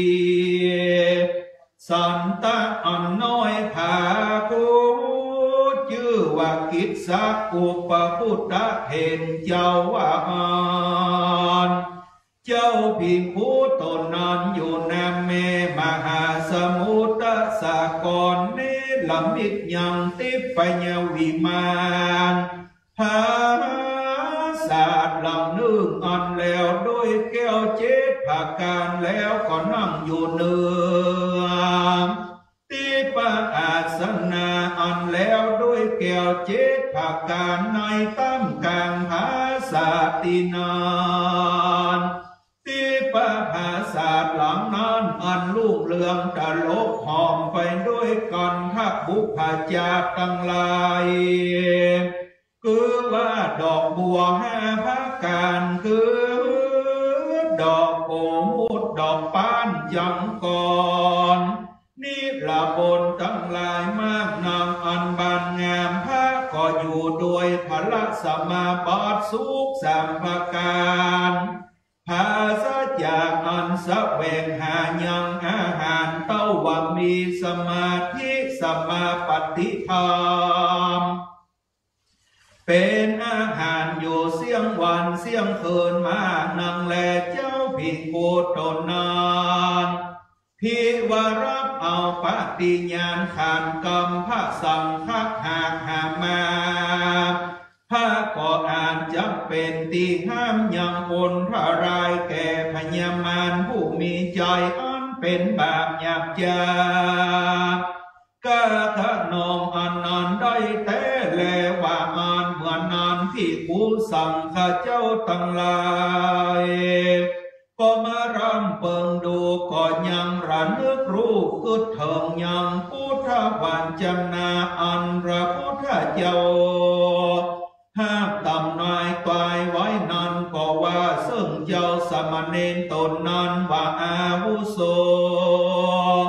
ดูกราเจ้าสามเณรส่วนอันว่าภิกขุตนชื่อว่าอุปพุทธเห็นเจ้าตนนั้นพระพุทธเจ้าแห่งเราเมื่อยังทรมานยังได้ยินว่าพระเจ้าตีปังกละทำนายตายไว้ว่าอุปพุทโธนามาภิกขุ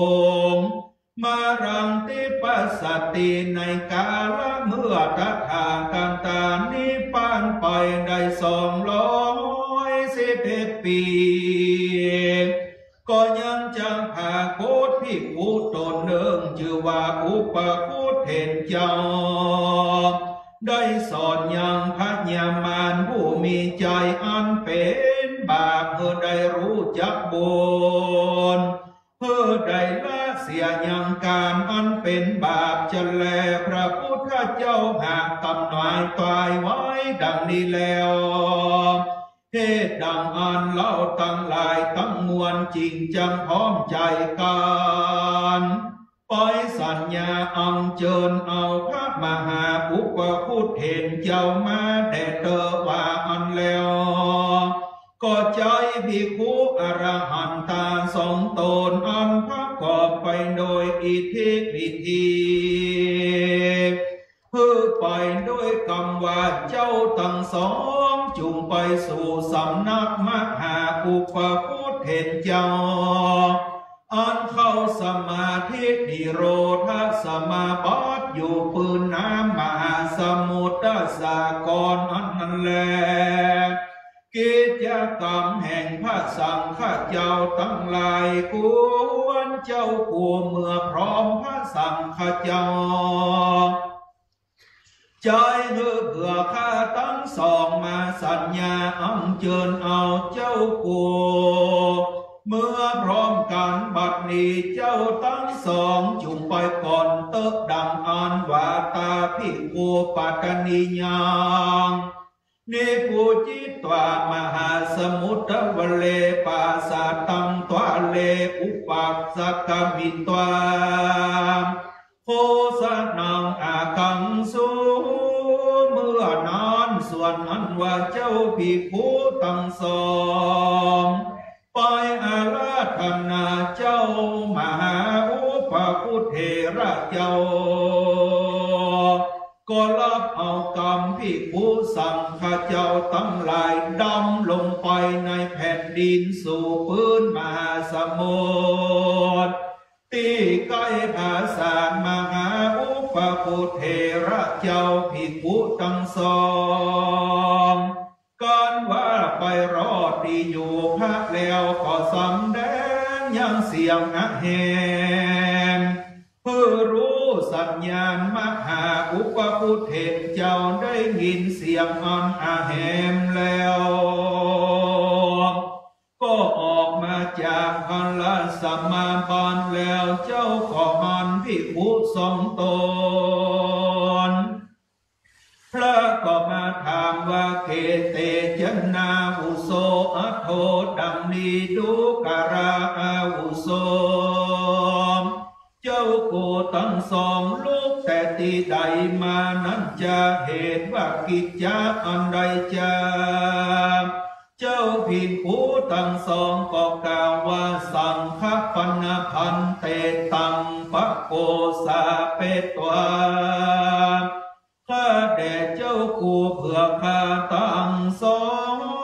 มาแต่เมืองปาตลีพุทธดังงาน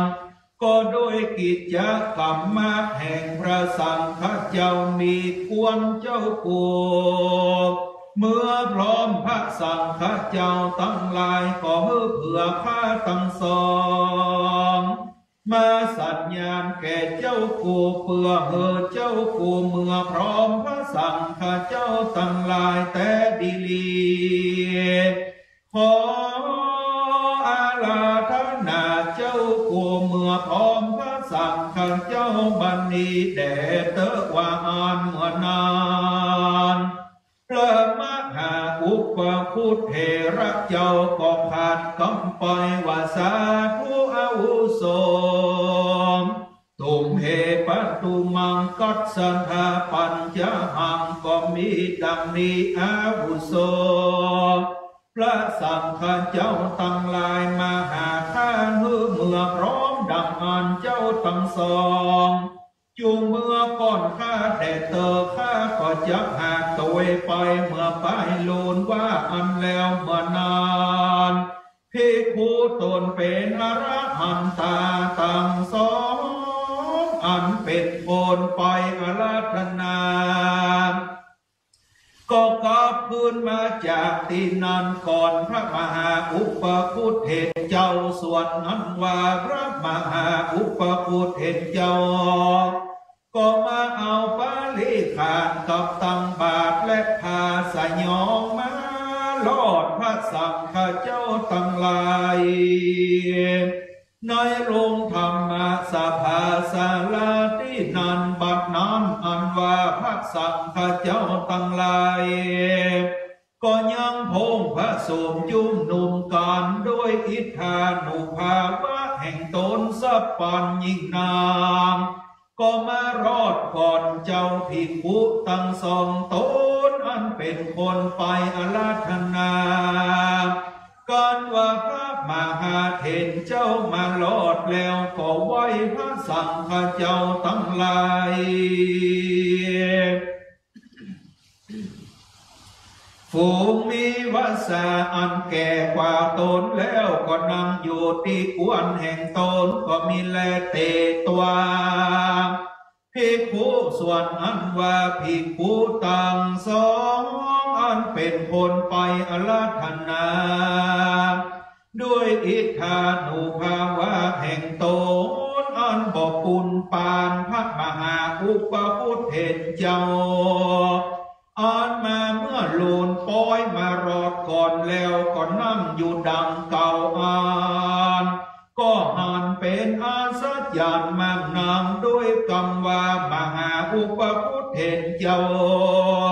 เพื่อข้าตั้งสองอันเป็นสาวกาคนใจมาก่อนแล้วพระจิกมาเมื่อลุ่นนา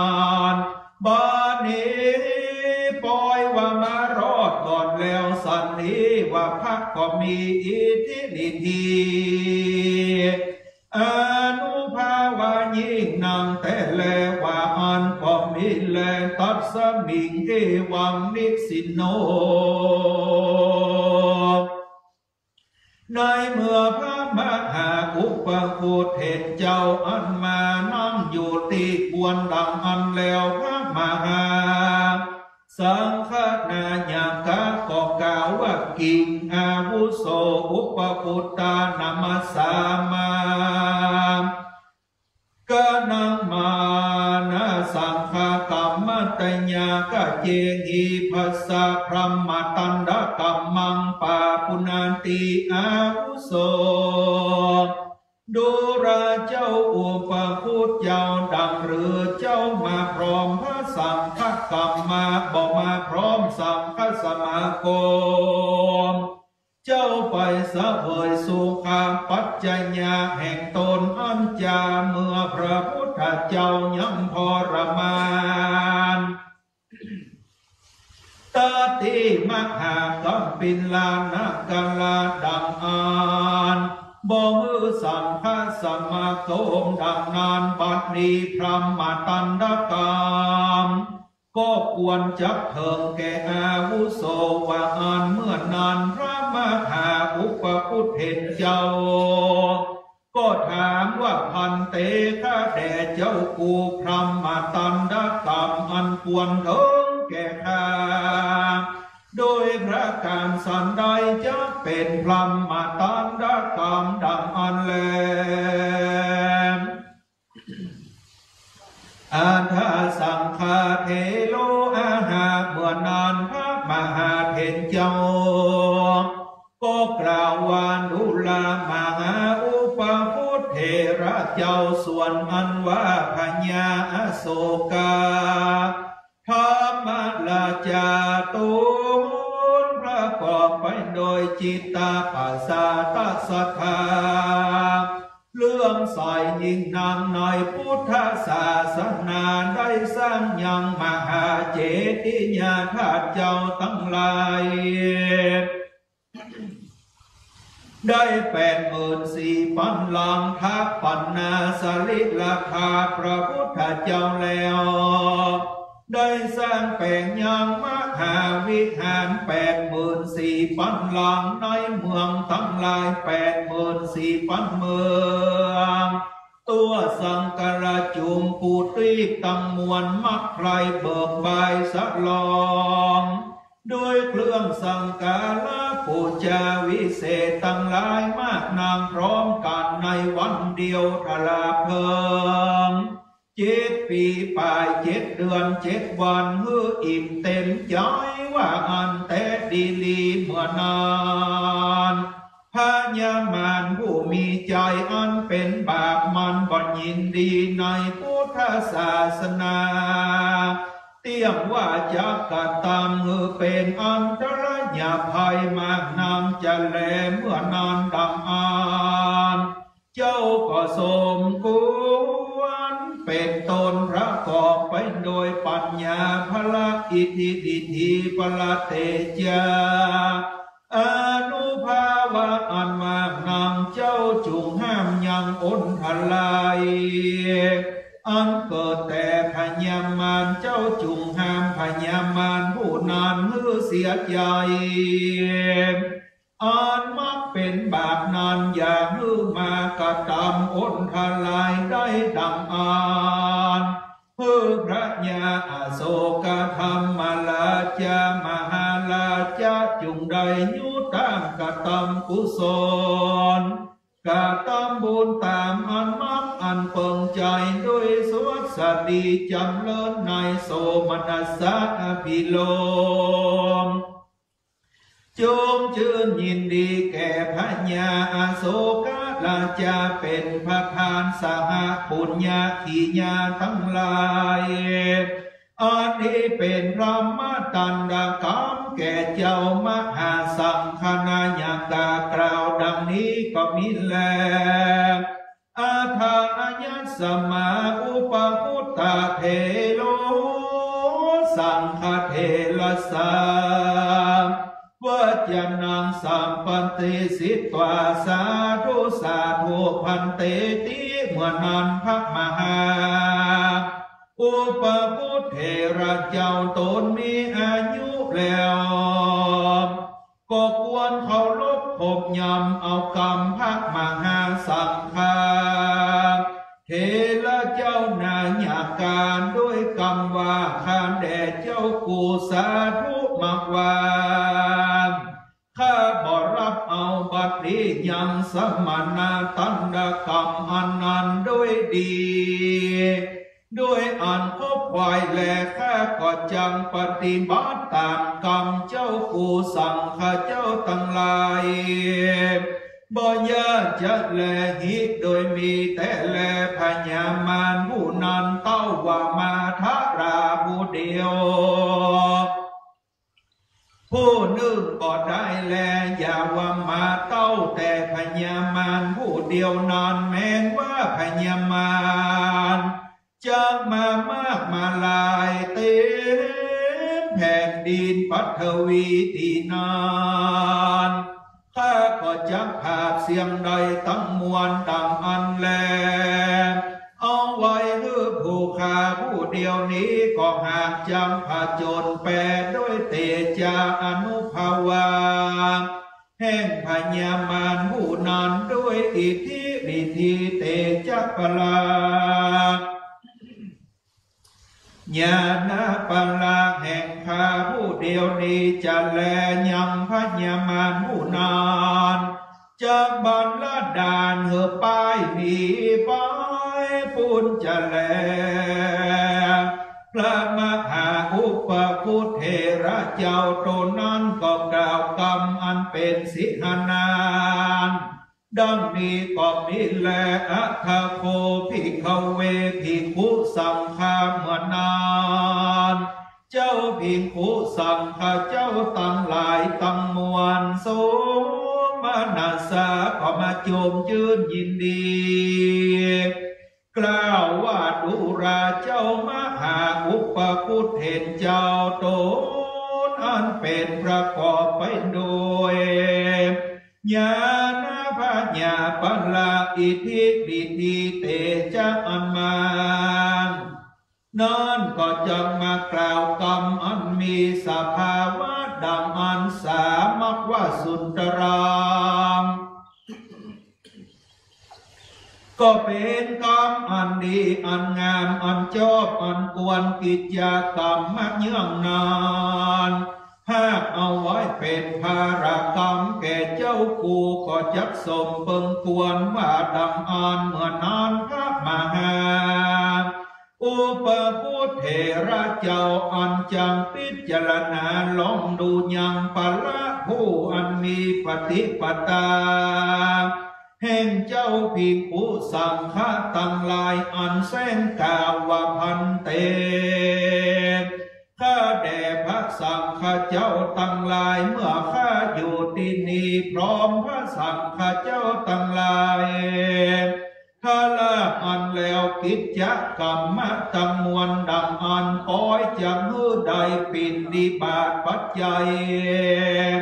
อันเป็นกัปปิญญาขันดาแต่ที่ใดจะว่าอันเมื่อนา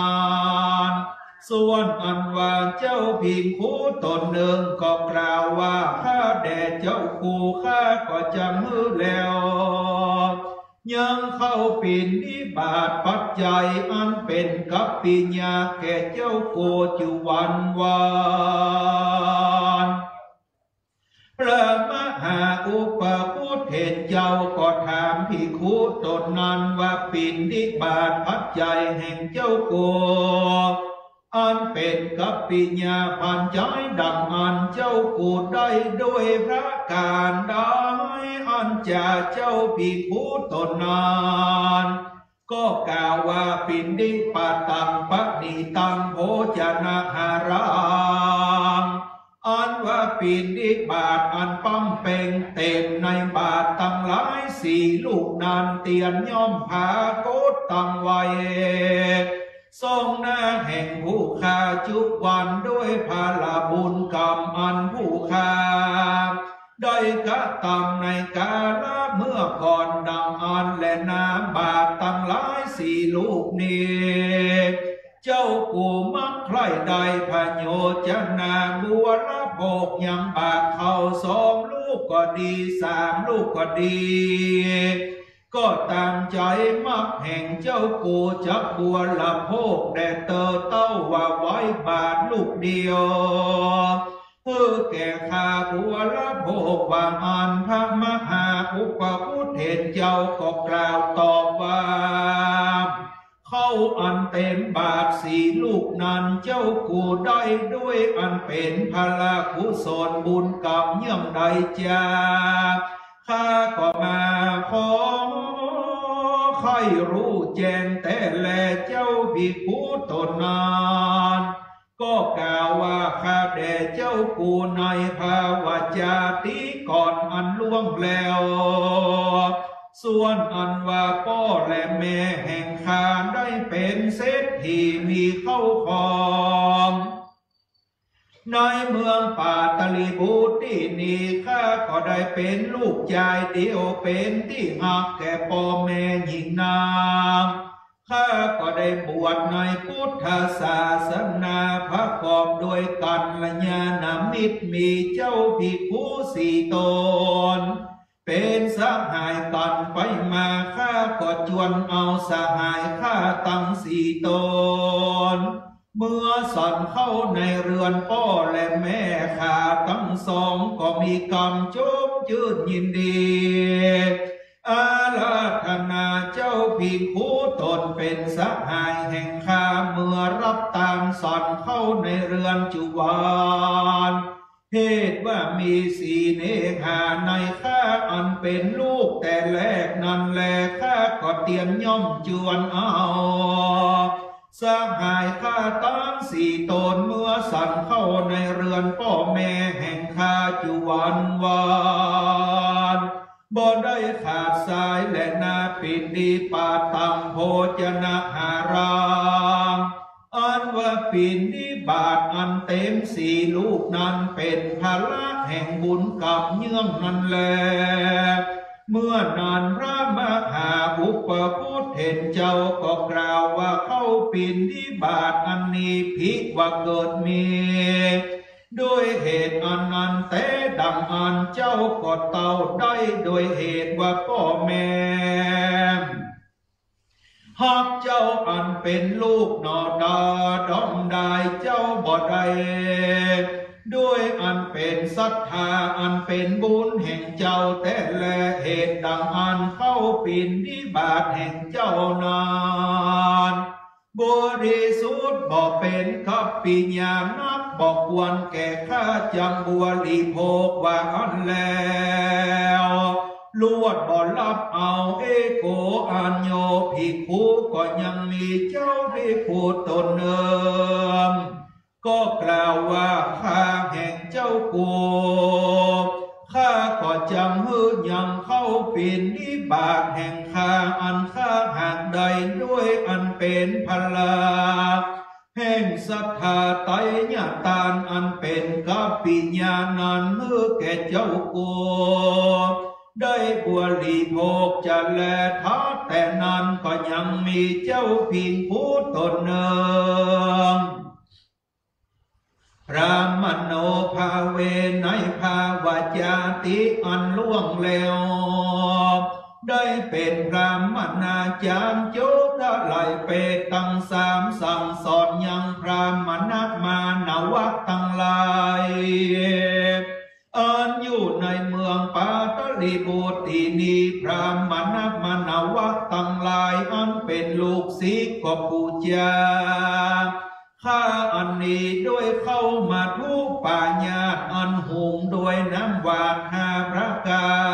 รอันมีโอจารสผานิชข้าก็มากินอิ่มแล้วก็ออกไปนอกเวียง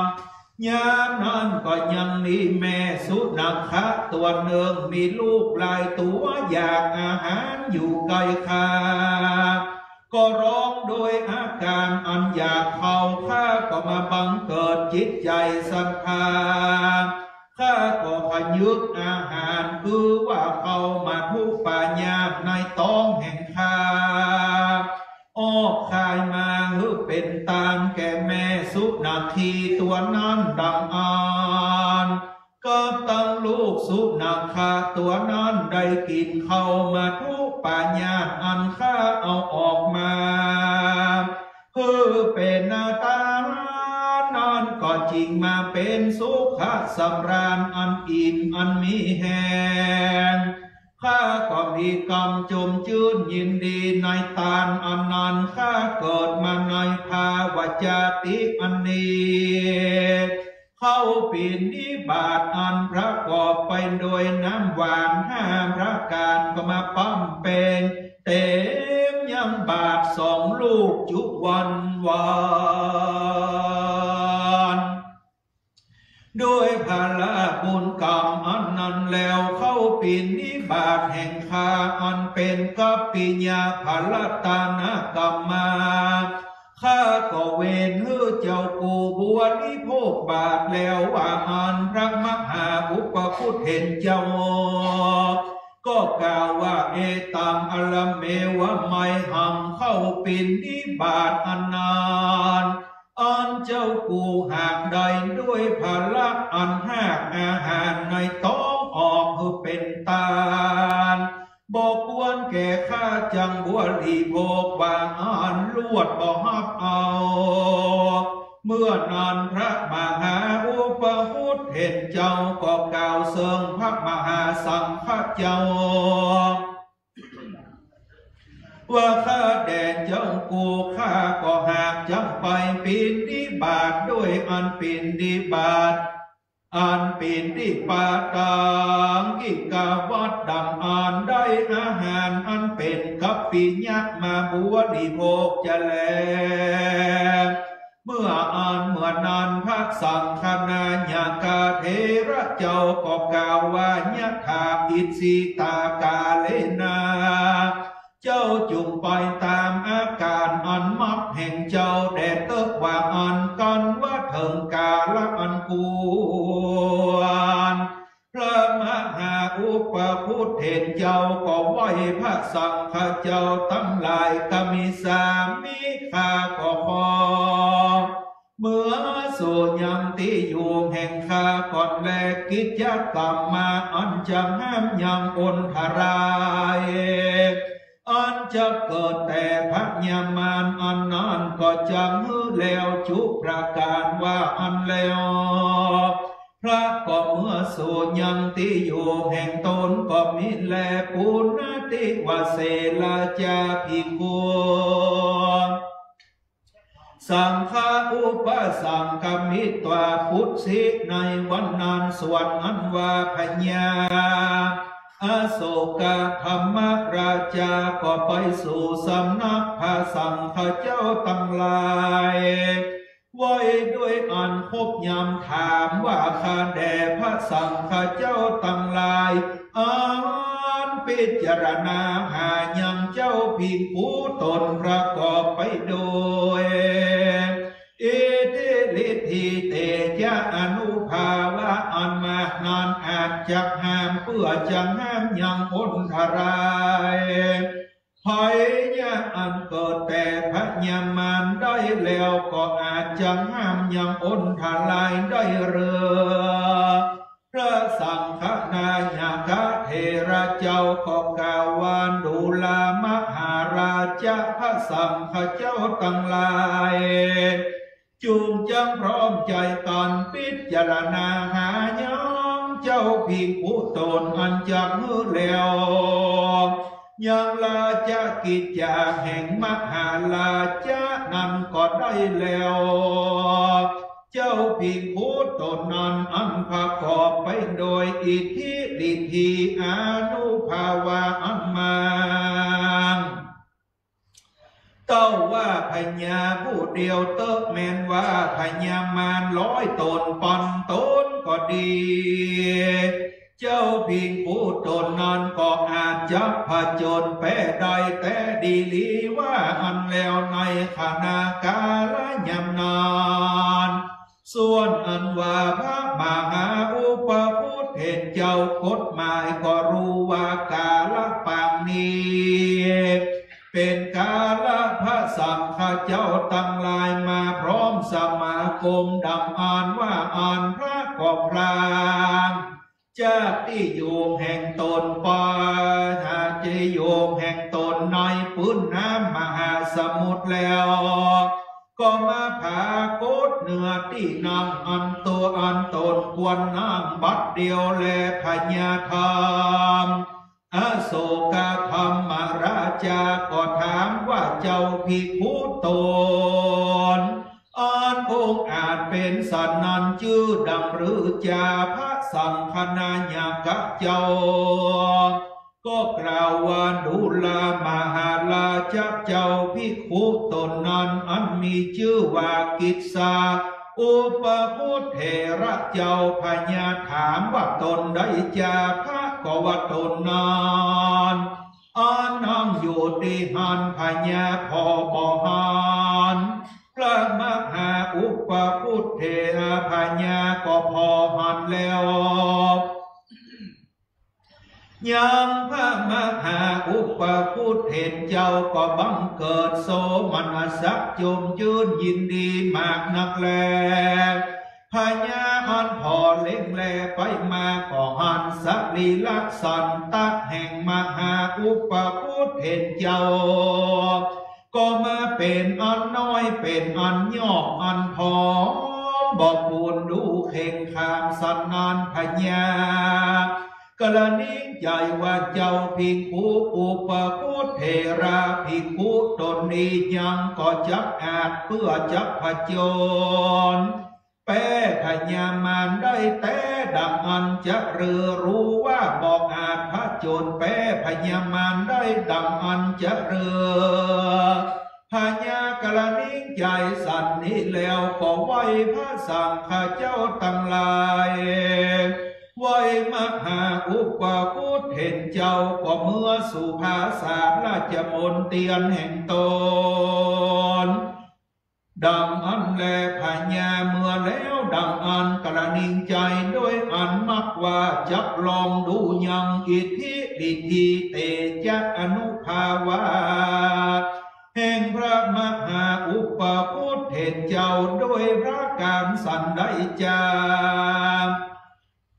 ก็จักลองด้วยกิจกรรมอันใดอันหนึ่งเติบว่าอันพญากระนิ่งสันนันมหาอุปพุทธเห็นเจ้าก็มือยังหอระทายใจพญาด้วยปารัตนาวิจารญาณังแห่งตนปุณเทวเสในวันลุนลุงเจ้าพระมหาอุปพุทธเจ้าก็เส้นเอาปัจจัยไปจักละเดินปินนิบาตในลาจะสันทานคุ้มหลวงควงใหญ่พญาตนนั้นแล้วพญาก็แต่งแปลงเข้าปินนิบาตปริโภจนาหารตั้งมวลอันผ่านนี้ใส่เข้าปินนิบาตแห่งพระมหาอุปพุทธเห็นเจ้าการว่ารับเอาเข้าปินนิบาตแล้วก็กลับขึ้นมาอย่างนั้นพญาก็ฮืออาจญาแก่ข้าใจตั้งหลายปล่อยยังจ้างมังกรแห่งตนอันลงน้ำมันไหลออกตาอันลงน้ำมันไหลออกดังอันไปตามหลังพักดังอันแลนาก็ล้ำ เปิงว่าจะมือจ้างจับเอาบาทพักตกลงว่าอ่อนเมื่อนั้นนาโกส่วนอันว่าจ้างสารตนนั้นก็มาร้องแสนเสียงข้าขึ้นดามเป็นดังอันมากนักแลก็มาไปลังพระคุณกลัวมากนางกันว่ามาตีไกพระมหาอุปคุตเงาจ้างก็พาโกดในหนทางไปนาพระก็บอกพอเลี้ยวหลังพอดูก็บ่สะดุ้งตกใจกลัวเต้ากระนิ่งใจพญาปล่อยจ้างมาเพื่อว่าจับลองยังกูดูยังอิทธิฤทธิแห่งกูว่าดังอันพญาอธิษฐานในใจว่าจ้างตัวนี้จุงแพ้เป็ดเป็นจางนอนเสียจุงเป็นก้อนหินใหญ่อย่าต้วงอย่าติงดังอันโสนาโก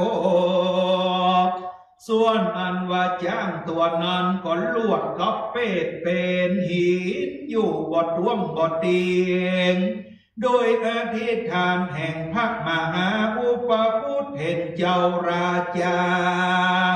พญาอันมาตามหลังจ้างดังอันก็หันจ้างมังกรแห่งตนกายเป็นก้อนหินเสี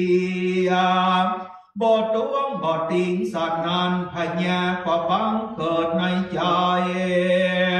เป็นอาสาจารย์มากนางเขาก็เข้าไปไหวพระมหาอุปคุตโดยการละวะคบยามแล้วจะขอส่งมาแด่พระมหาอุปคุตพระเป็นเจ้าขมาตนโอดเสียยังโตสะแก่ตนก็กล่าวกรรมพระราชกถาว่าพันเตมัญญาโตสังกายะวาจามโนกตังธรรมะเมหิโตสัญจามหาธิปาสัพโปอาหูดังนี้ข้าแด่เจ้ากูส่วนอันว่ามหาโตสะอันใดอันใดอันข้าได้กระทำโดยตนโดยใจแห่งผู้ข้าเพื่อจำลองดูญาณ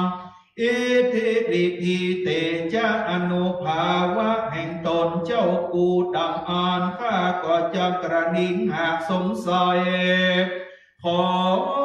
เจ้ากูจุงอดโทษประมาทตาอ่อนนอนแก่ข้าแต่ดีลีจ้างมังกรแห่งข้าว่าจำเป็นหินพาก็ขอจงได้อย่าเสียเตอจุงเป็นจ้างดำเก่าแก่ข้าแด่เตอว่าอ่อนในกาลยามนานพระญาก็รู้สภาวะอันเป็นโตแห่งตนมาขอสมมาดังอันพระมหาอุปคุตเถระเจ้าก็กล่าวซึ่งพญาวดูลมหาลาจามหาลาจาอันรู้จักว่าเป็นโตแห่งตนดังอันจ้างมังกรแห่งมหาราชาอันจุงเป็นจ้างมังกรแห่งมหาลาจะเป็นปกติดังเมื่อก่อนนานแดเตอจ้างมังกรอันประกอบไปโดยสุขาสวัสดีหาภัยยะอันทรายบ่ได้จุมจะมีแด่เตอว่าอันด้วยดังพระหากร่ำงามดับเสียยังอธิษฐานอิทธิฤทธิเตจะอนุภาวะแห่งพระอันนี้ส่วนอันว่าจ้างมังกรตัวนั้นก็กับเป็ดเป็นจ้างดังเก่าก็หากย่างเตียวขึ้นมาสู้รงแห่งตนโดยสัมปาสวัสดีและสภาวะอันพระมหาอุปคุตเห็นเจ้าประกอบไปโดยอิทธิฤทธิเตจะอนุภาวะภากฏในหมู่คนตั้งมวลมีพญาธรรมอโศกราชาเป็นประธาน เลลายะโสมนัสสะสัมปัตโตส่วนอันว่าพญาธรรมอโศกธรรมราชาโตนานาก็บังเกิดโสมนัสสะโจมชื่นยินดีมากนาก็กล่าวคำว่าพระมหาอุปคุตเห็นเจ้านี้หากประกอบไปโดยอิทธิฤทธิเตจะอนุภาวาอันมากนังแต่แลก็จักสามัญทานจะพระโจรแป้พญามารอันจักมากระทำอังอนทรายแก่บุญญากรรมตั้งหลายอันเรานั้นจักกระทำเตียงแต่ดีลีว่าอันแล้วจักกระทำสังกาลปูจาพระมหาเจติยธาตุพระพุทธเจ้าดังอ่านพระก็มาปรุงลาจะอาจญาบังคับเอาเสนาอามาตย์ตั้งหลายเพื่อได้แต่งหางย้ำกิจจะตั้งมวลดังอ่านพระก็กล่าวราชกถาวาโพธิสังขารหัตถินาคาสัพพลังการภูสิตาปฏิปาติญาติจันตัวปุญญกาลังกาโลมาเสโพธิสังขญาอัสสลามลาทิปาปฏิรณาดูกราเสนาอามาตั้งหลายส่วนอันว่าปรนิกายทั้งมวลคือว่าจ้างไปสานตัวใหญ่มีพระมารว่าได้โกดตัวอันประดับโดยเครื่องอลังการทั้งมวลตาลก็จุงโต๊ะแต่งหางไว้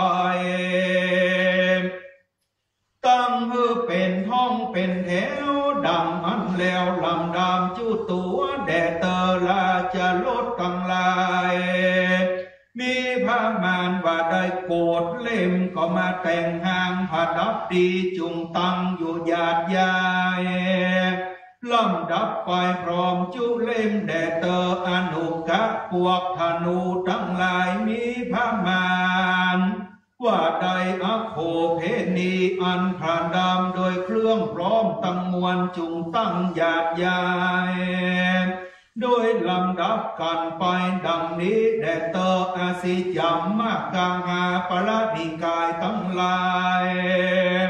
อันมีมือถือดาบกับพาลามีพระมารอโคเพนีประดับเพลิงพร้อมตั้งมวลก็จุงตั้งไว้อยากย้ายกันจูผู้แด่เตอสุรโยธาปลาหานมีพระมารบาดใดอโคเพนีดังนั้นก็ดีกับตั้งวอมสุขหัวอันแล้วด้วยคำมีมือถือหอกโยมและสันเนาตั้งหลายก็จุงมาพร้อมกันอยากย้ายตั้งอยู่จัตุราสีติสาสาและจะกัญญาตั้งหลายนาอันเป็นเท้าราชกัญญาตั้งหลายมีพระมารบาได้84,000นางก็ทะลงเครื่องอันเป็นและจะอลังการตั้งมวลจุงมาตั้งอยู่หยาดใหญ่ก่อนรุ่งเรืองงามแต่แลผู้ประจัติส่วนอันว่าหอยใหญ่หอยน้อยอันมีพระมารมากกว่าแสนดังอันแล้วด้วยเงินโดยคำอันปั้มเป่งเต็มไว้โดยดอกตั้งหลายมีดอกไม้คำเป็นต้นดอกบัวดอกปานดอกจังกรต้านตั้งหลายจุงเอามาตั้งไว้พร้อมจุอันเนกสัตตาสหัสจาริโยส่วนอันว่าผาติตั้งหลายอันแล้วด้วยเงินและคำมากกว่าแสนดวงตั้งผาติตั้งหลายอันแล้วด้วยตองด้วยดินก็ปั้มเป่งเต็มไปโดยน้ำมันสีสายตั้งเตียนโทม อ่านอบรมก็มือตั้งหยาดใหญ่อยู่ลำดับการเจาะตามไฟเพื่อเฮืองรอดจุกำจุปลายทัศการนี้จ่อและตุ้งตั้งลายอันแล้วด้วยคำดังอันก็ดีแล้วด้วยเงินดังอันก็ดีแผ่นผ้าตั้งลายมีวันละลายผ้ากามต่างจุงจับตามเพื่ออยู่เป็นห้องเป็นแถวหยาดยายไว้ในตีสะตั้งมวลหุ้งเมืองงามแด่เตอเจตุราศีทิสหัสสะนาลนาจิลายิงตั้งหลายใจตั้งหลายอันมีในเมืองตั้งหลาย84,000เมืองจุงใดทะลงเครื่องผัดดับเครื่องยองปากันมาแห่พร้อมจูคนอยากย้ายอยู่ในเมืองตั้งหลายจูเมืองแดดเตอส่วนนั้นว่าพระสังฆเจ้าตั้งหลายตั้งภิกขุณีสามเณรสมเณรีสมณพราหมณะตั้งหลายเป็นอันมาต้านตั้งหลายจุงลาคณานิมันตนาไปพร้อมพระสงฆ์จุมโนมในห่วงมหาเจดีย์ธาตุและมหาวิหารตั้งหลายทุกเมืองบ่เศษสันลอจุงจักมีเราจังได้กะตำมหาสักการะปูจาอันใหญ่ปูจาวันนั้นแลยังมหาเจดีย์ธาตุพระพุทธเจ้าเป็นมหาสังฆราชปูจาอันผาเสดยิ่งนังแลว่าอันอุเขนโสเปตวาพญาของเสนาอามาตลาจะปุริสาขีมาไปเปล่าแก่คนตั้งหลายอันมากนาในเมืองตั้งหลาย84,000เมืองอันมีในกาลธรรมเทศนาก็มีโดยพระกาดังตีใดเทศนามานีและนายอุปพุตตะเทโลอันว่าพระมหาอุปพุตตะเทรังนิติตังกิญาอันเตสนายังพระมหาอุปพุตถูกทวนสอนก็เป็นที่ประโยชน์สารก็บังคมสูงเลศเดนนมยังสาธุกรังกโรมาเสสาธุสาธุสาธุ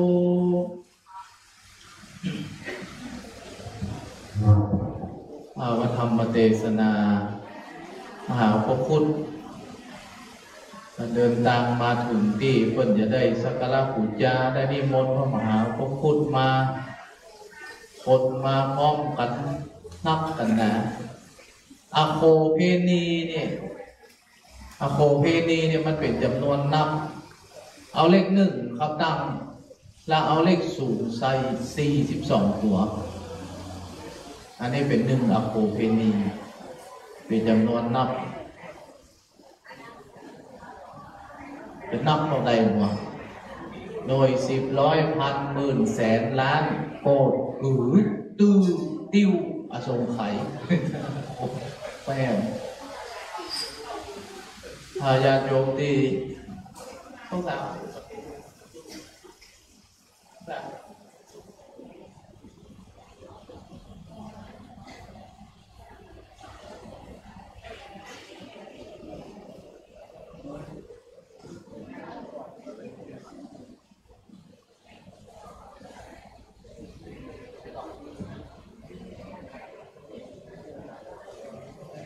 เทศนาจบลงไป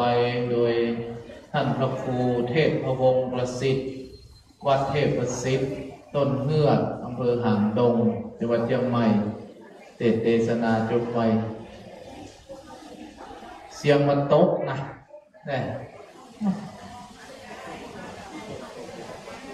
ถึงคนจะตกแต่เสียงมันตกเสียงท่านพระครูดังฟังชัด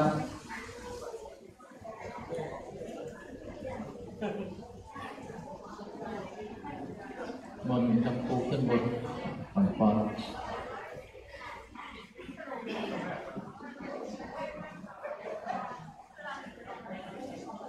ขนาดใจมากขอเปิดไฟด้านหลังนี่ครับถ้ามืดไปหน่อยเดี๋ยวคอยสวดมนต์กันอีกาแจ้งหน่อยมีที่วางเปิดเลย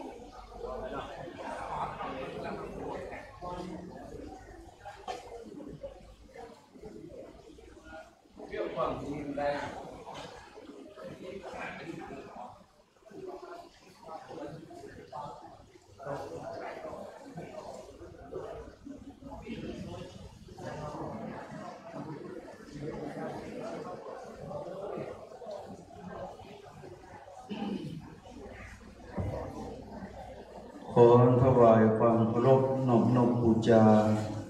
แด่คุณแห่งพระพุทธเจ้าพระธรรมพระสงฆ์คุณแห่งพระมหาธาตุเจ้าอันสถิตอยู่ในปราสาทจุมพูอันเป็นที่ไหว้ที่ศาลแห่งหมู่เฮาทั้งหลายขอถวายความเคารพนอบน้อมบูชาแด่บารมีธรรมของพระเดชพระคุณหลวงปู่พระพรหมมงคลอันเป็นตนบุญตนที่ไหว้ที่ศาลของหมู่เฮาทั้งหลายขราบมาถึงพระเดชพระคุณหลวงพ่อท่านเจ้าคุณพระสุวรรณเมธีรองเจ้าคณะจังหวัดเชียงใหม่เจ้าอธิการสมภารตั้งครูบาหลวงวัดพระธาตุเจ้าสีจอมทองโตนปัจจุบันนี้พระมหาเถรานุเถระอันมีตั้งพระครูพุทธศาสตร์สุปฏิษฐ์ท่านพระมหาประเสริฐเป็นต้นเป็นประธานแล้วขอจำเริญพรศรัทธาสาธุชนพ่อแม่ออกทั้งหลายที่ได้มาอาบน้ำฟังธรรมในพรรษานี้วันนี้ตนตัวอาตมาภาพก็ได้รับนิมนต์จากอาจารย์หนึ่งไปนิมนต์ถึงวัดแต่ก็บอกป้าขันผู้เตื้อเปิ้นจะเอาทำใบลานไปตก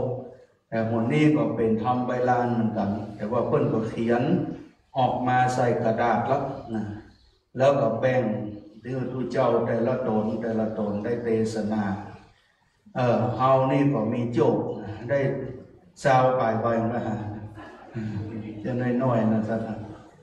เต็งอ่าน2 เตื้อ 3 เตื้อนะปีนี้ก็รู้สึกว่าร่างกายก็เหมือนก่อนเหมือนเก่าแล้วได้ตัดแว่นนี่มันห่อนทีน้อยนะ ก็ถ้าหลวงปู่มีไว้ว่าชลาให้หน่อยนะก็เสื่อมไปเป็นธรรมดาใจเพิ่นหนักทำที่เตศไปนั้นเมื่อตะกี้ตมาก็ได้ฟังท่านพระครูวัดอย่างว่าฮะวัดยังคามท่านพระครูสถาพรเตศไปมาถึงตอนนี้เพิ่นเป็นภูกสองแต่ว่ามี2 ตอนตอนนี้ก็จะเข้าสู่พระมหาอุปคุตนะเพราะว่าเป็นตำนานพระอุปคุต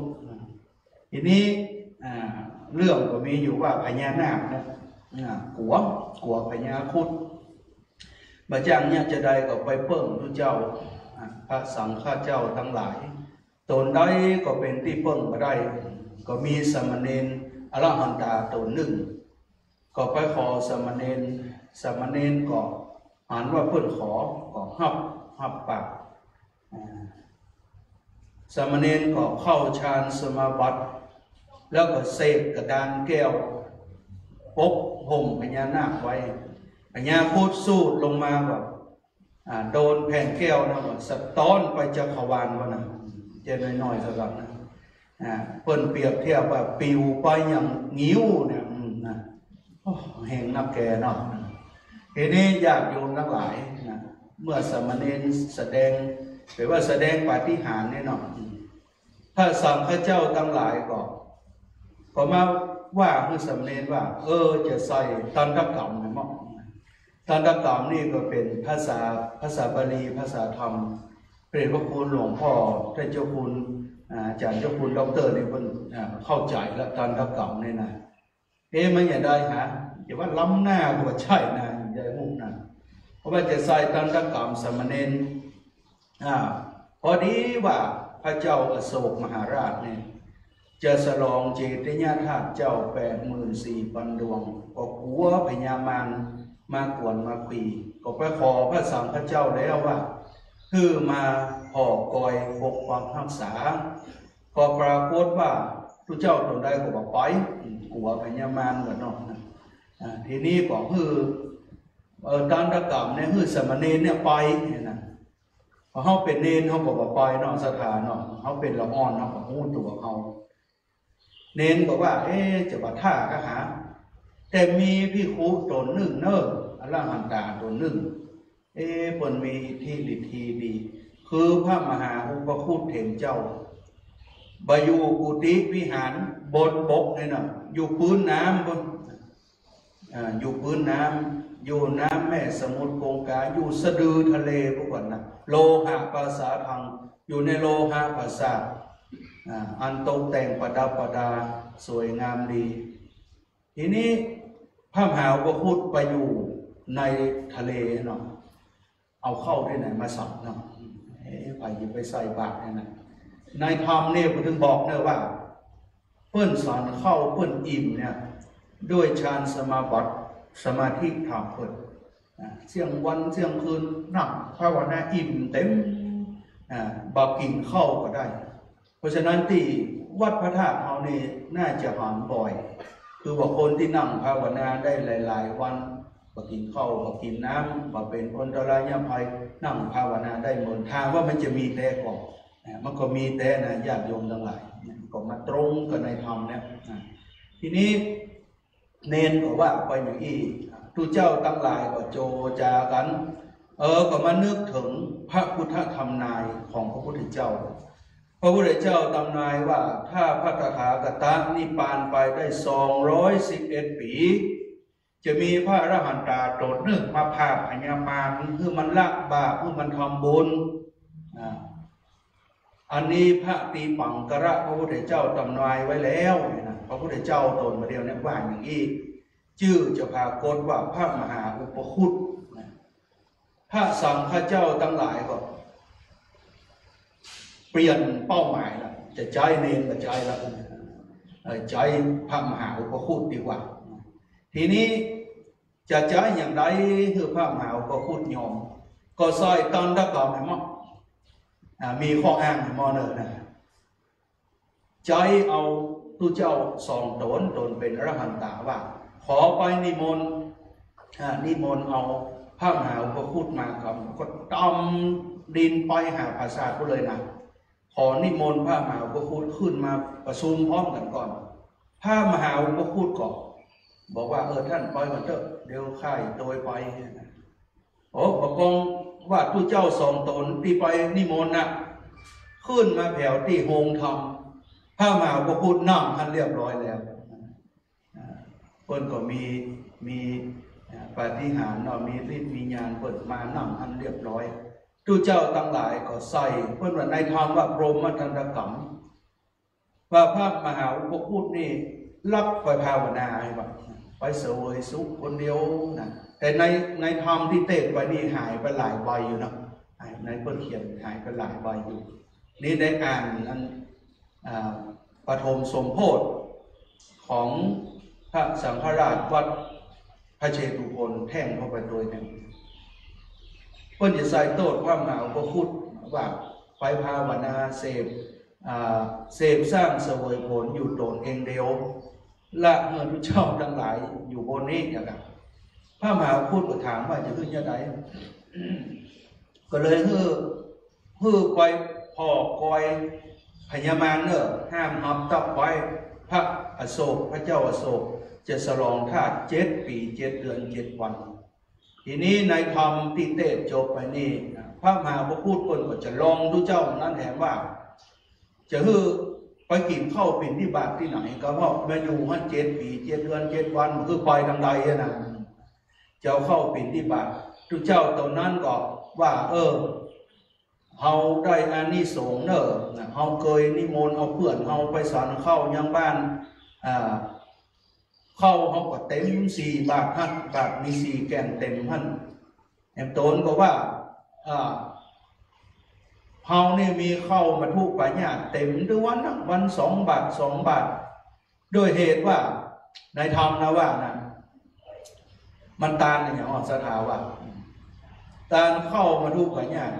แล้วมันขย้อนออกมาเนาะมันหักออกมานะแต่ตาลหึ่งหมาแม่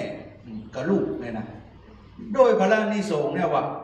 ก็มีเข้าปิ่นที่บาทสอนอยู่ตลอดก็ได้ขาดเป็นของหวานเนี่ยการไปนั้นได้สอนอยู่ตลอดอย่างนี้แต่พระมหาอุปคุตก็ยินดีสักอย่างนะเต้าแต่ว่าจะปิ่นที่บาทนะตามพุทธจารีตอย่างเดียวก็ปิ่นที่บาทเอาอย่างเดียวทีนี้พระมหาอุปคุตก็ ตกลงพับกรรมพญาอโศกก็มาถึงสันฐานที่โฮงธรรมท่านพอดีก็ว่าทุกเจ้าทั้งหลายนะขอไหว้ศาลได้ละที่จะตนที่จะมาขอคอยในการกระทำปั้มเป็นกุศลอันใหญ่นี้พระสังฆตนเป็นแก่ก็ว่าได้แล้วเนอะพระมหาอุปคุตนะชื่อว่าพระมหาอุปคุตตนน้อยนี่นะจีคือพอไปเป็นว่าพระมหาอุปคุตนี่มีสันฐานผอมน้อยหยอกเนอะสถานไม่ใช่ตุ้ยนี่นะผอมนายทอมในว่านะมีสันฐานผอมหยอกนะแปลว่าชุ่มบอกว่าตุ้ยทำแล้วนะคือพอกองเจ้าบ้านบ่หุ่นเฮ้ยนะบ่หุ่นมาห่างก็น้อยนะพระมหาอุปคุตก็หูแก่ใจรักว่า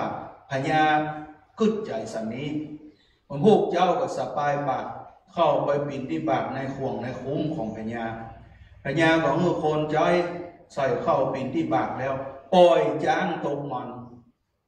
จ้างเนี่ยไม่ใช่ว่าจ้างทำร้ายนะมอกมันปัดบาทตกไปได้แน่นอนทีนี้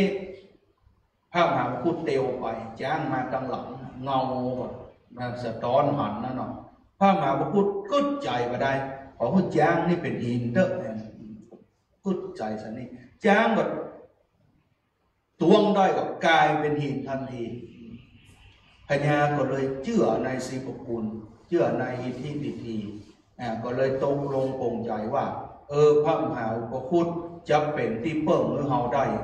นะก็เลยจัดการจัดงานสักการะบูชาอย่างใหญ่ตามที่ออกในธรรมนี่ก็อโภเพณีที่ท่านพระครู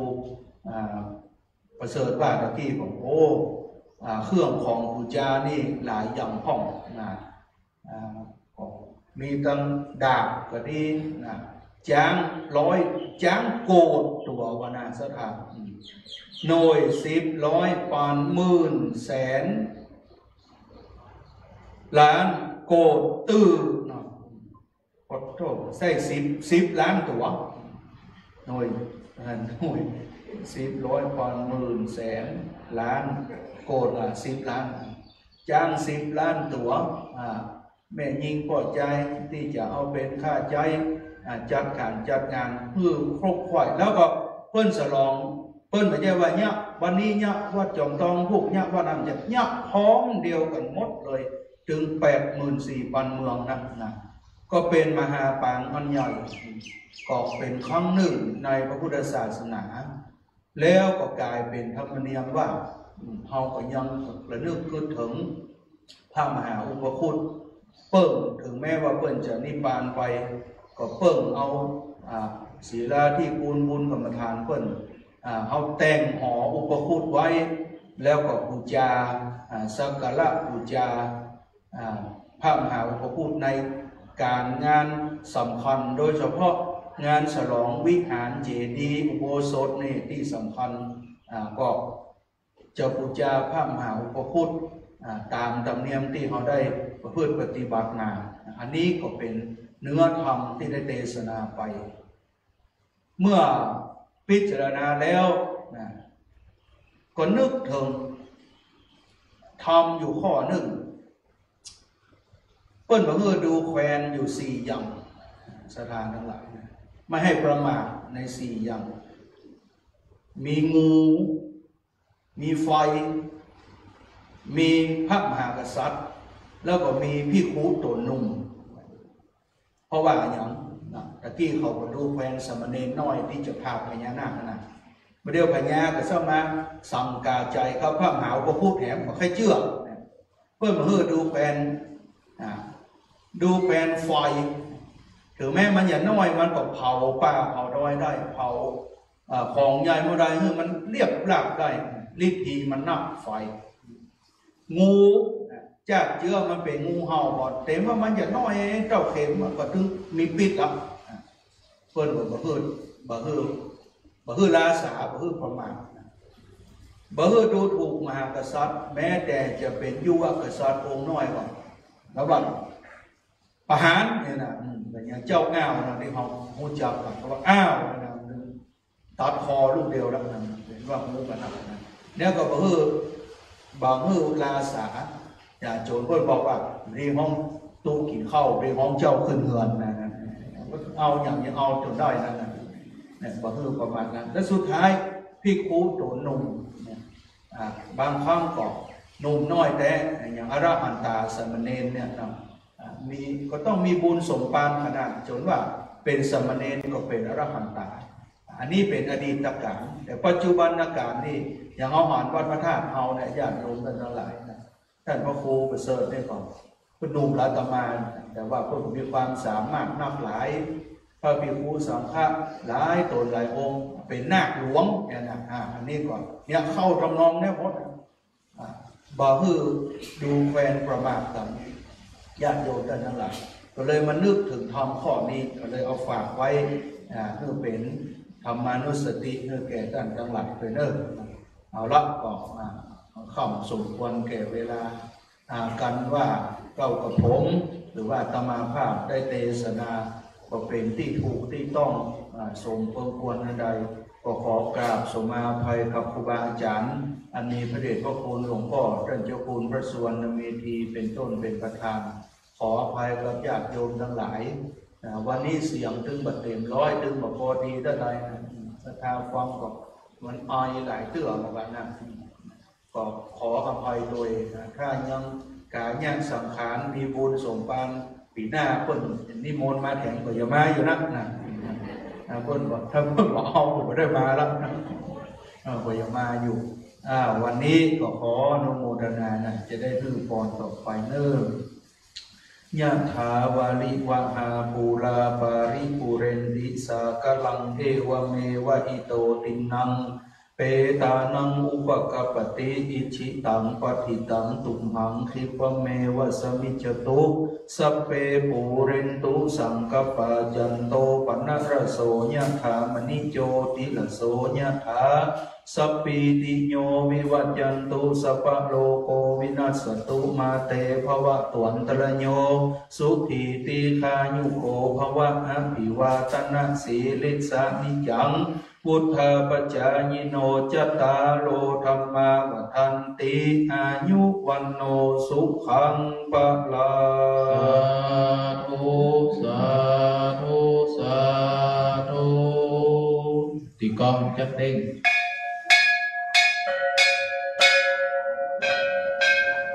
เด้งเนาะ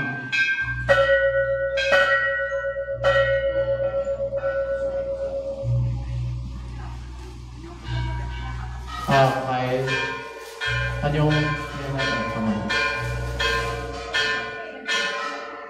สัปดาห์ใครใส่ประจำไว้กับใส่เด้อปีหน้านิมนต์มาเตะทำใครใส่ประจำก็แบบใส่ได้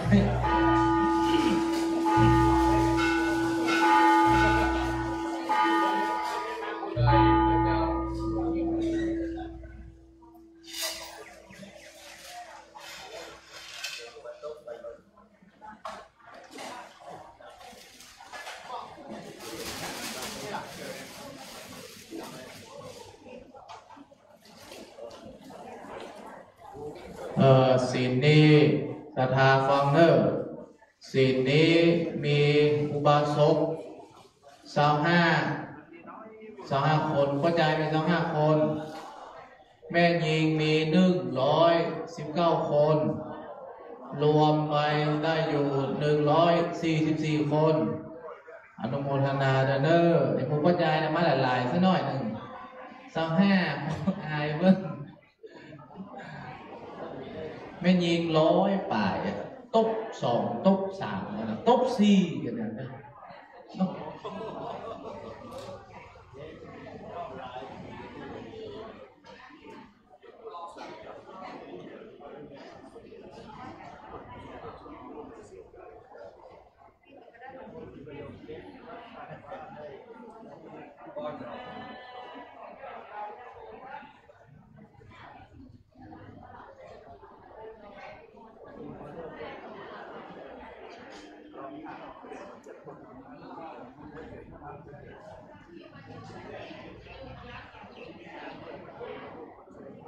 สถานรถยกพันเกลียวเข้ามาเลยดึกไอ้นะฝนตรงนะเข้ามาแล้วนะ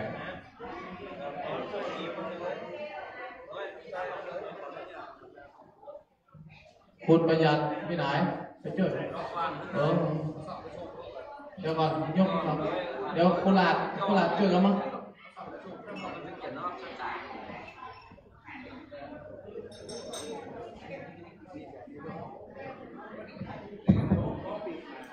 ช่วงนี้กำลังเราอยากจับประสานที่เนาะสนใจยกให้มันขอโอกาสประชาสัมพันธ์งานวัดเท่าเล็กน้อยนะครับเมื่อกี้ท่านพระครูวาก็มาบอกว่าวัดเราจะมีจัดปฏิบัติธรรมเฉลิมพระเกียรตินะครับในวันฮือเนี่ยวันที่27นะ27 28 29 30เริ่มไปจะมาปฏิบัติธรรมนะครับมารายงานตัวที่อาคารพระสัทธรรมนะครับ8 โมงครึ่งวันที่27วันฮือนะเอาทั้งปัจจัยไม่ยิงอุปสมบทสิกาอมนนะครับประกอบต่อกันไปเนาะว่าเราจะจัดเหมือนคู่ปีเลยเคยทำมานะครับและอันที่2ก็เนื่องจากว่าซองผ้าป่าที่ควรจะสมทบทุนที่โรงพยาบาลสงฆ์นะครับทางพ่อเจ้าคุณเราก็เป็นกรรมการรุ่นทั่วจากวัดนะครับทุกอำเภอแต่เจ้าที่ซองปอนะครับประเดี๋ยวมีซองที่อันหนึ่งเป็นซองรวมใครจะแต่เจ้าไปยังไม่ได้ทำบุญด้วยก็ติดต่อที่คนใจมาเนอะเอาซองรวมไปที่ท่านนะครับคนละเล็กน้อยตามกำลังศรัทธาก็ได้นะครับนี่วัดเปิดของเฮานี่อำเภอจอมจองนี่ทอดวันที่10วันที่1 บ่าย 3 โมงนะครับที่สวนดอกนะครับที่สวนดอกถ้าไปได้ไปก็เอาห้องไปเนาะ ส่วนเรื่องที่เจ้าที่หอมไปถวายเจ้าคุณศรีพระนะครับนี่อันที่ตรงหล่นที่ไปไม่ได้หอมเดี๋ยวเจ้าก็ติดต่อที่ผู้ใหญ่มาเนอะสองนี่ท่านนะครับครับขอบคุณครับ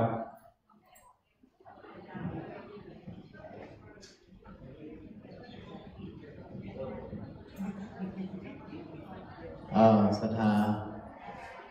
เปิดหนังสือหันหน้ามาทางเพจเอาเด็กๆหันหน้ามาเพจไปจุดเรียนแล้ว